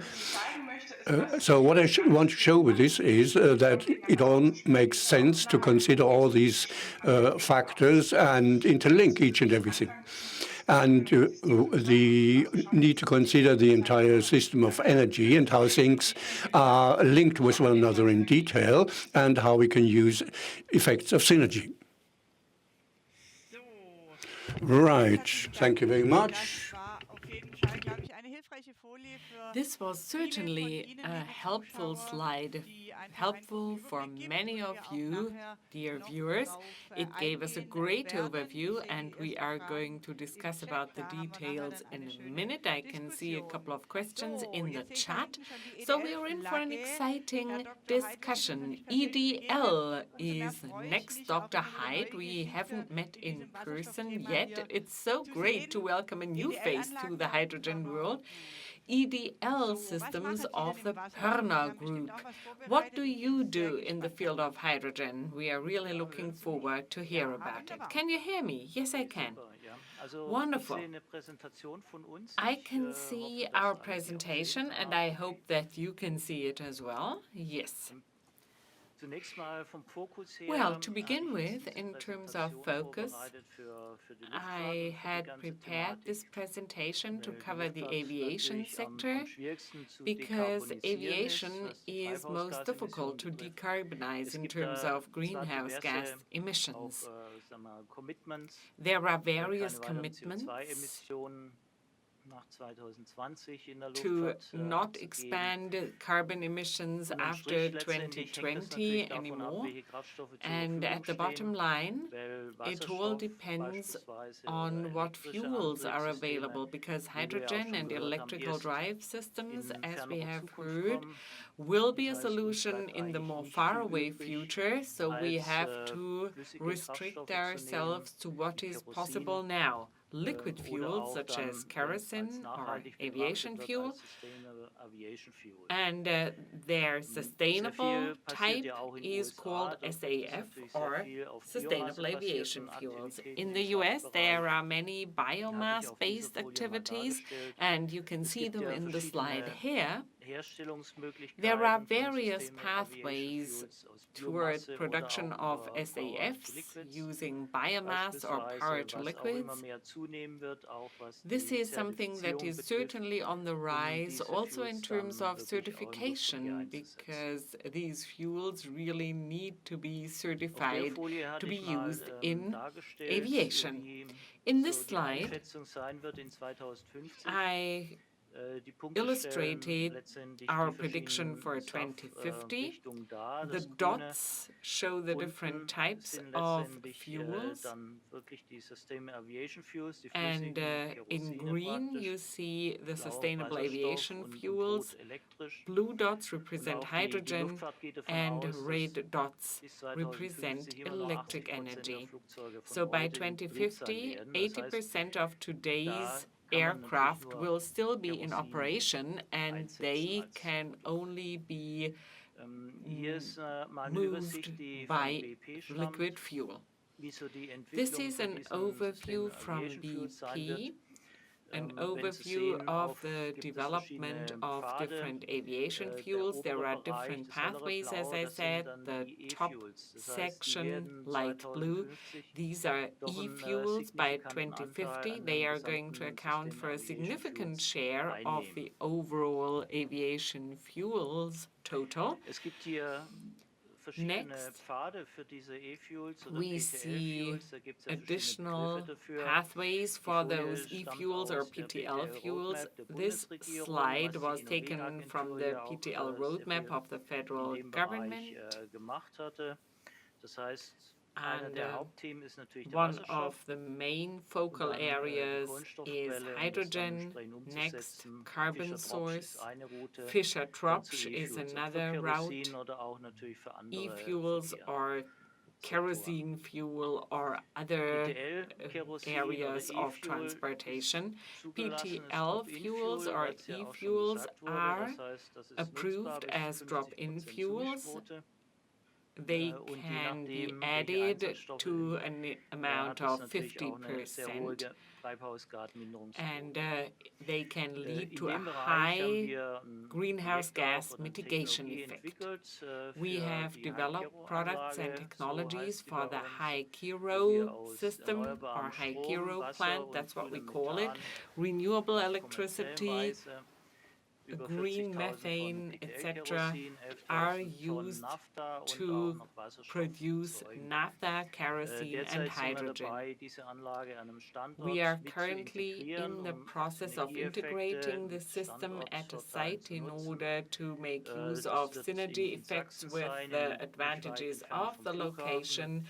We are based in Saxony, not far away from the airport, 30 kilometers or so, so a truck can be used used to transport the fuels to the airport without increasing the emissions level substantially. Even today, PTL kerosene can be produced here. My contact details can be found in the presentation, so I'd be very happy if you got in touch with me, and we can discuss the technologies in greater detail. Thank you so much, Dr. Heid.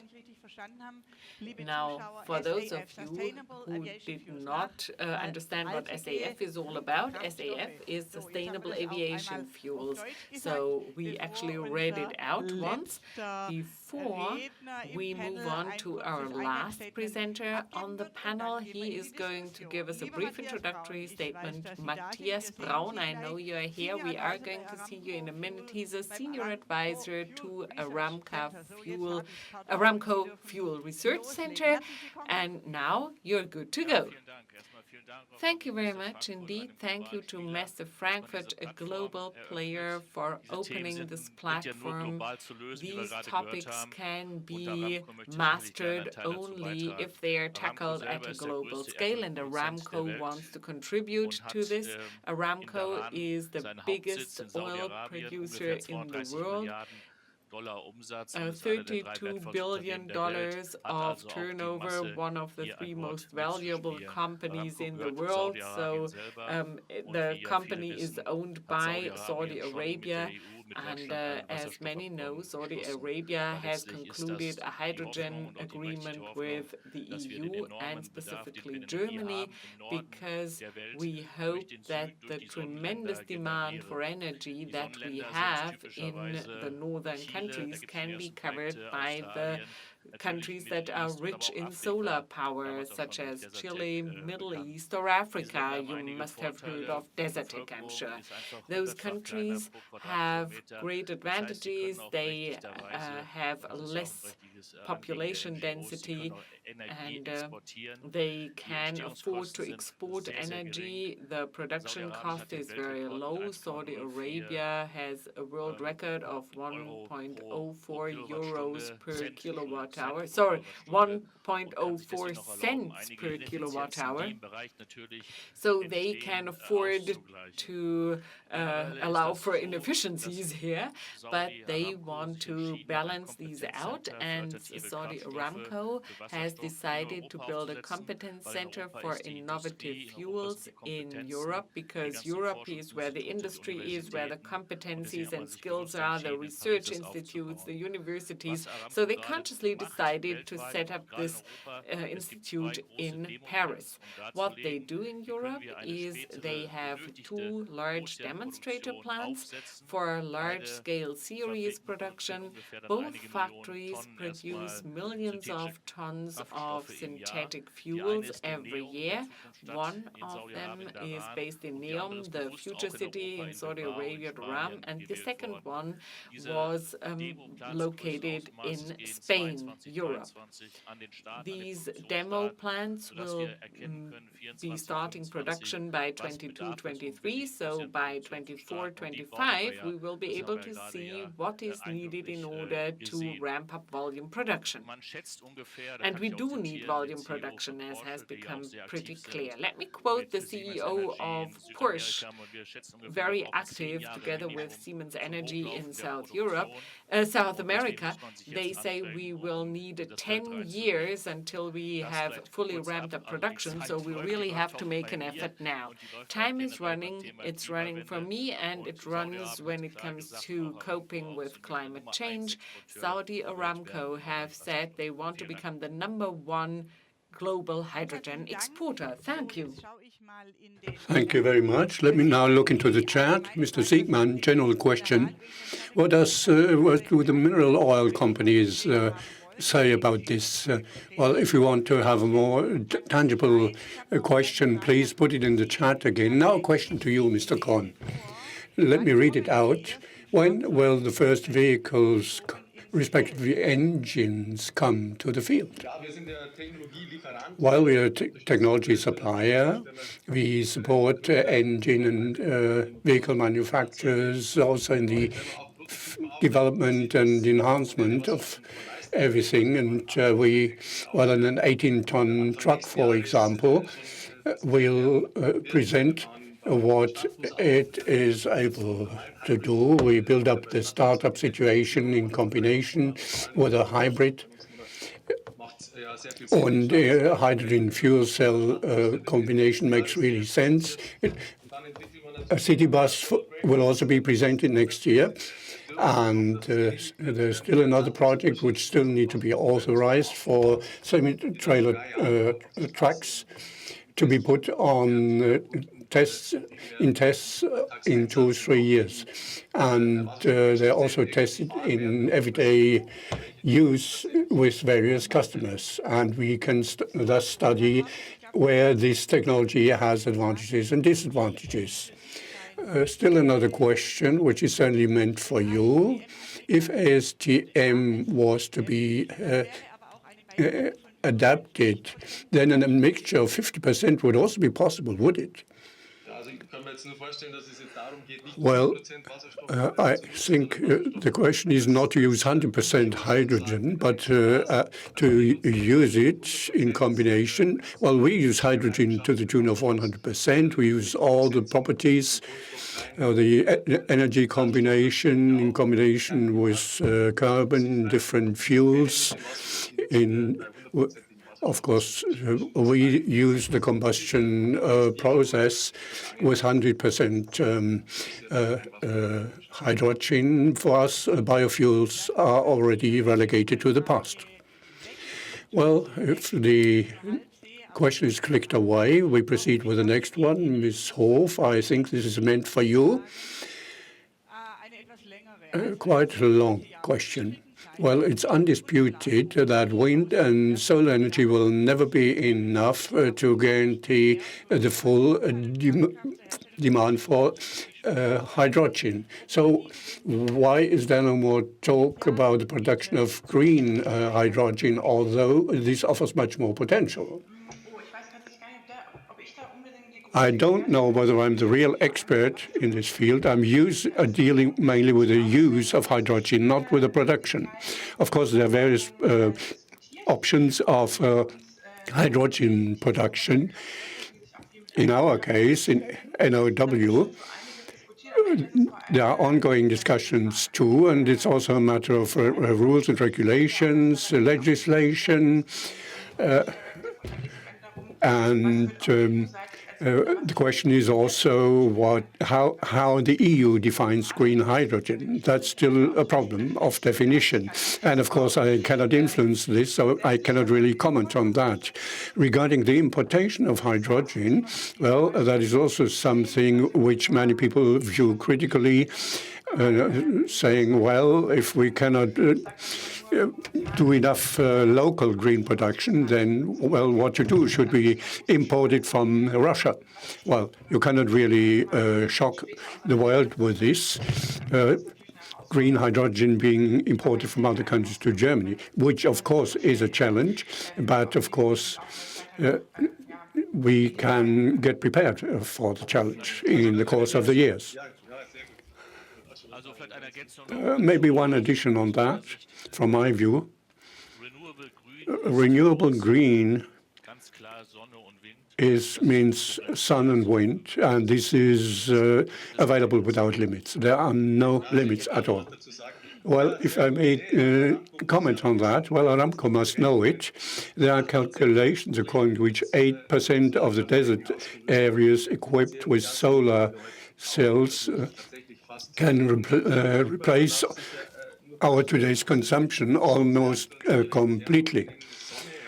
Well, then there's a reactor in a safe distance. We call it sun.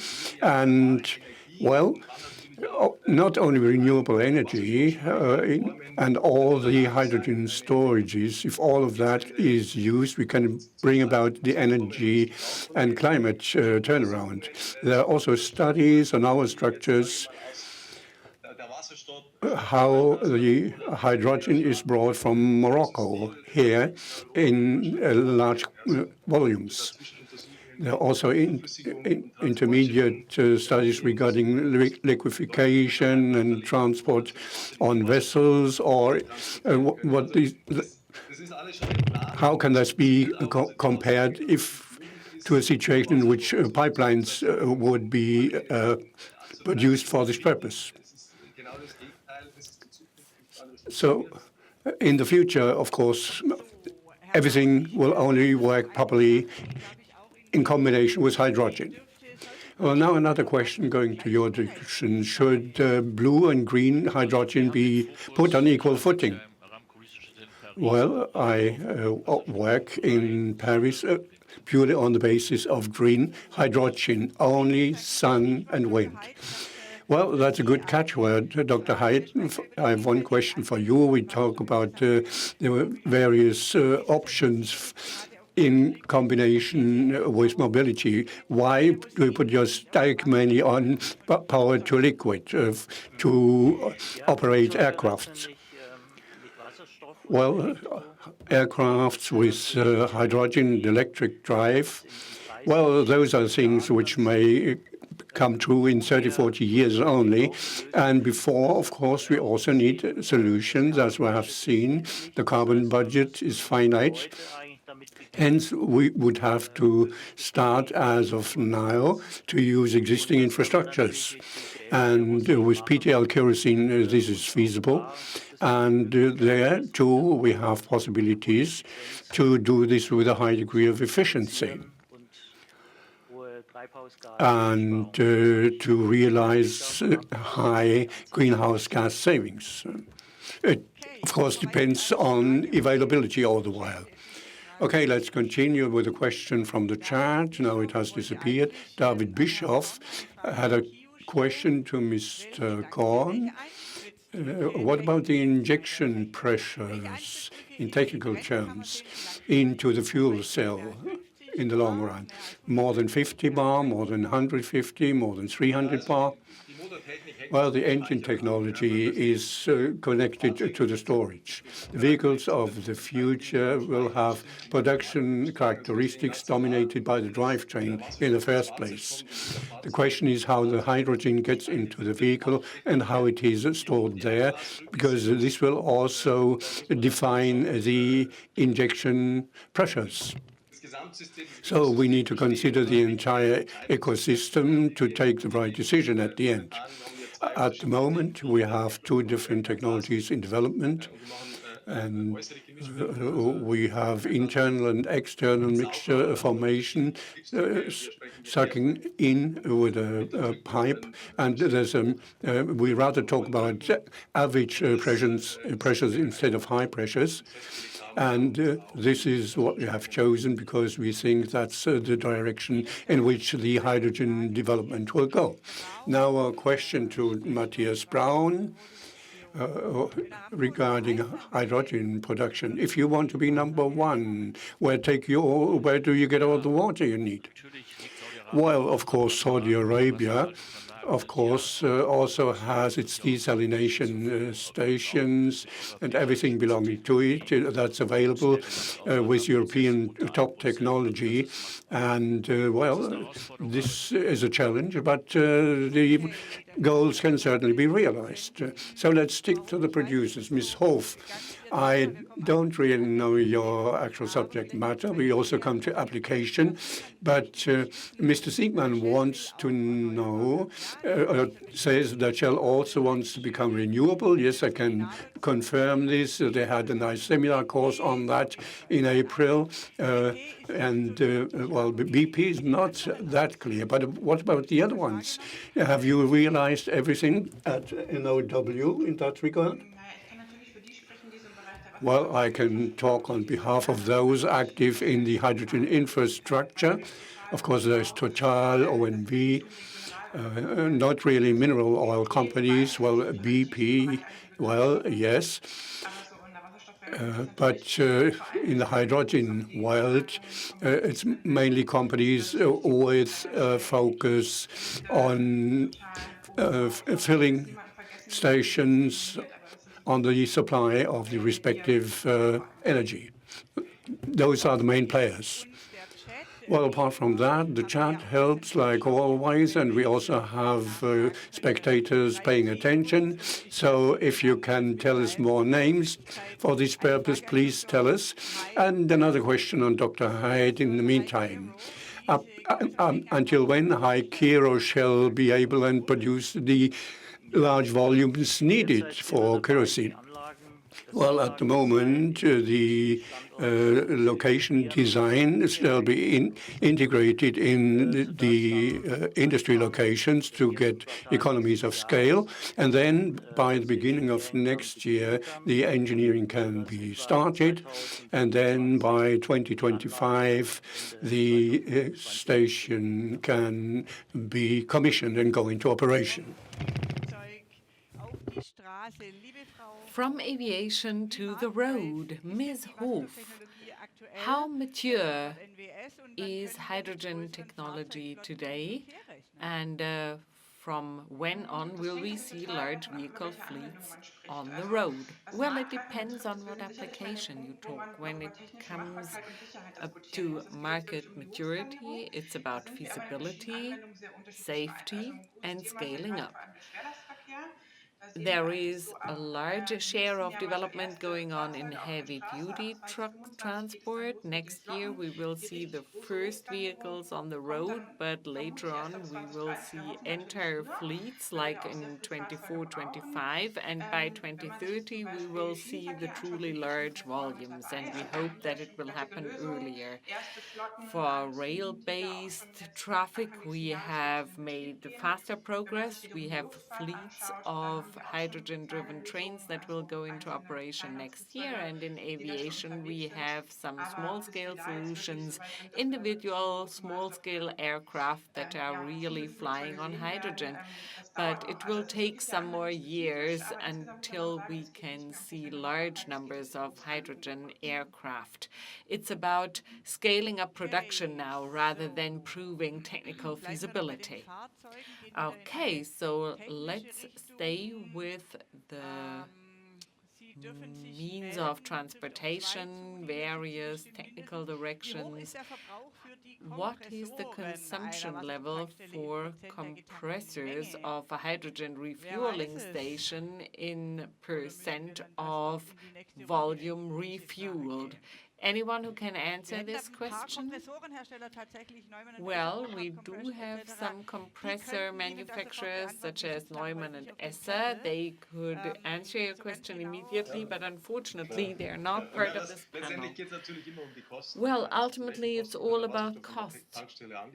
What is the price at which refueling stations can offer hydrogen? You have CapEx and you have OpEx. Production price, infrastructure cost, transportation cost. What is the refueling station like? Is it a high pressure or a liquid hydrogen refueling station? In the former case, you need a compressor and you want 5 euros per kilogram. That's what the green hydrogen price should be like. And then that would make it competitive compared to diesel trucks. But you cannot really look at this as a question of a single component at the refueling station. Instead, the entire environment has to be designed in such a way as to make it feasible. When it comes to compressor prices, I can tell you from my own experience, there is a lot going on here. So you have to plan and design very well in order to have the right compressor for your specific application.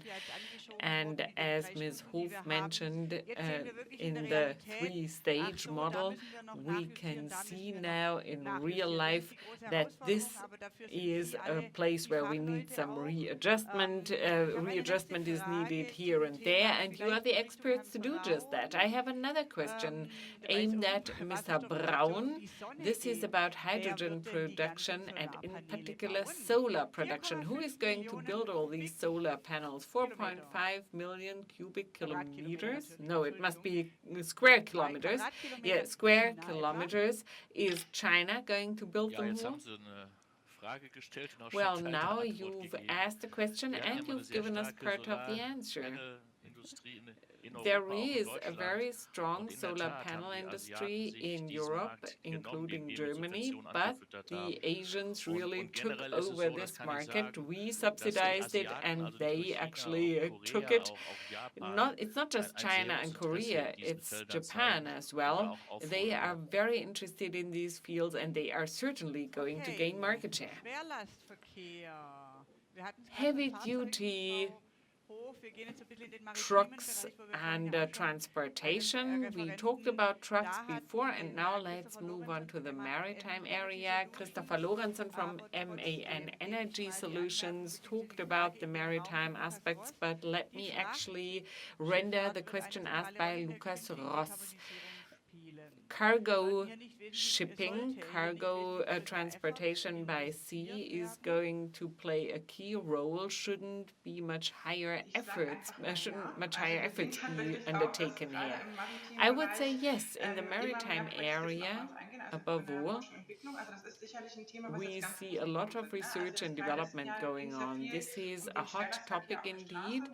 In the past years, it was all about heavy-duty road-based transportation, and now aviation and maritime applications are up and coming. And that's why I chose the picture from a port context to show you, because I think it's extremely interesting, not just because of the maritime users, but also because of the various port-based applications and elements. So it is certainly a very interesting area to focus on. Right. Now, again, let's move from the maritime area to the components. Mr. Korn, a somewhat longer question. Well, let me read it out, although it's a little intricate. Josef Rumlal, a stationary engine designer, said that because of the higher combustion speed of hydrogen, the operation of stationary systems is possible only to a limited extent. Wouldn't that actually limit the use of onboard truck hydrogen construction? Yes, it's not so easy to optimize hydrogen combustion in an engine, but it is doable. It is doable indeed. There are no limitations of any functional kind. The hydrogen engine can be installed in any structure where you would normally install an ICE. It is much better than the diesel because it's emission-free, carbon-free. It will have a higher efficiency level, and it has a potential. This is the challenge everybody's working on. How can I enhance the specific power density without increasing NOx emissions or without compromising on efficiency? This is really an art, and it is a development that will take several more years because the best hydrogen engine has not yet been built and developed, and everybody is working toward building it. There are limitations, but wherever you have diesel or standard fuel ICEs, you can install a hydrogen ICE. But why is it just now that you are building the hydrogen engine? After all, it's not totally new and disruptive. Well, like all the other automotive technologies, think of e-mobility. It is a very old technology, more than 100 years old. In the 80s, they tried to roll out e-mobility, and now the boundary conditions have changed, and that's the precondition for it working. The last time hydrogen ICEs were developed, well, that was 15 years ago. BMW led the race back then, but now the situation is different. We have to speed it up. Climate change is something you cannot negotiate away, and we have emissions legislation that makes it absolutely necessary to enter the market quickly with large numbers, and the hydrogen economy will benefit from a large number of consumers, because only if you have a large number of consumers you can really affordably build an infrastructure that will pay off. And the more consumers you have, the more feasible it will become to have a hydrogen pipeline running across across Europe. Okay, now we are nearing the end of our panel, and let me check what other questions there may be on the chat. The salt levels in the sea are a topic. Well, that would actually justify a separate event. Environmental issues, because we will need large quantities of seawater. Well, I think it makes sense to discuss this in greater depth at another event. What else is there in the chat? Well, Dr. Haidt, there is something for the chemists among us. I'm sure there are some chemists listening in. I am not a chemist for sure, but certainly some members of our audience will be happy about this. There are many procedural approaches for producing SAF. Why do you opt for the Fischer-Tropsch method? Well, there are various drop-in fuels that have been approved in line with ASTM. Fischer-Tropsch is one of them, but synthetic gas as the pre-product for Fischer-Tropsch and the subsequent kerosene production are an ideal pathway in combination with direct air capture, with actually obtaining carbon dioxide from the air. This enables us to provide a completely sustainable kerosene production cycle for direct air capture. What is so interesting here is the question, where does the water come from? In parallel to carbon dioxide, we also obtain water, which we use for electrolysis in our process. So for the process that we are running or planning to demonstrators for, one based in Mecklenburg-Vorpommern, another one based in Saxony, we will not use any additional water. Instead, the water would be obtained from the air. Right. If there are no fresh questions coming from the chat, I have a question meant for all. Let me start with you, Ms. Hof. You are the one who has the complete overview of it. The question is, what is the biggest challenge with a view to the market phase-up of hydrogen mobility? Well, there are two major challenges. One, the scaling up. We're actively promoting the components development. Of course, there are also investments or contributions for projects to the tune of a few million. Of course, it is only a drop in the ocean in comparison to the production requirements. So the decision must be taken to scale up and then to develop the preconditions for the necessary volumes. Then we also need more in infrastructure. We have a good filling grid for replenishing passenger cars, but of course in trucks that is a totally different challenge, given the volumes. Then hydrogen quality measurements at the filling station, the legislative framework, which also need to be designed accordingly, given all the challenges. Who wants to continue? Let me continue with Mr. Korn. What do you think? What's the biggest challenge for the market run-up? Well, of course, the product must be competitive as compared to the benchmark, the diesel vehicle, when talking about mobility. It must be competitive. The vehicle belongs to it with its right technology, and then, of course, also the fuel with its infrastructure. We have briefly mentioned it and asked where the green hydrogen will be used first. Well, this is not decided by anyone pushing a button, but it is answered where most is paid for the hydrogen, because finally it's also business at the end of the day, especially when it comes to scaling up. And mobility, well, can certainly initiate all the things Of course, it would also be nice if we could decarbonate with hydrogen, but probably we couldn't demand the right price in this context. So mobility must be the focus at the beginning in order to supply enough hydrogen also in other fields. Well, what about your final statement for the market run-up? Well, from my point of view, there are many developments in new technologies in order to support this run-up phase on the market. But of course, there are also sufficient technologies where you can realize things immediately in a commercial dimension. What is lacking from our point of view is the legislation which shall create the foundation and which would guarantee long-term investment by the respective companies so that it makes sense in the long run. And more recent topics like PTL, power-based fuels, there are still a few gaps which need to be closed as quickly as possible in order to provide safe investment. Thank you very much, Dr. Haidt.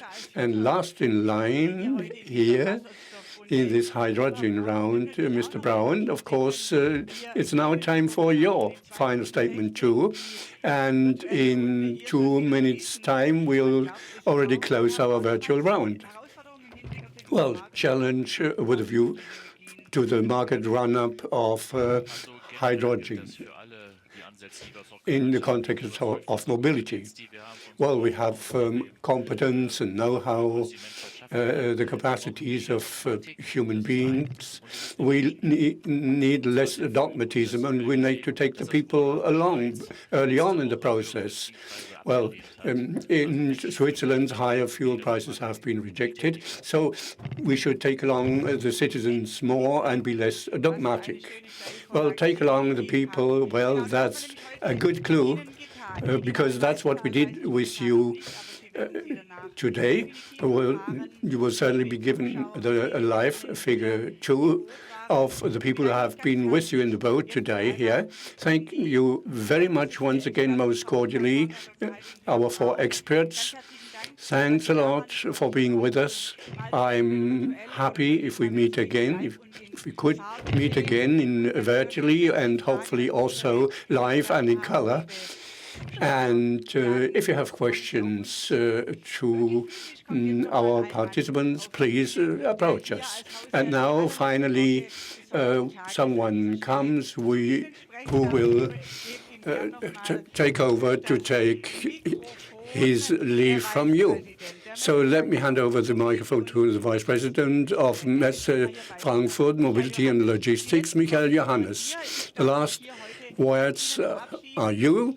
I may take my leave from you today. I'm happy for your participation. I hope it was exciting and interesting for you.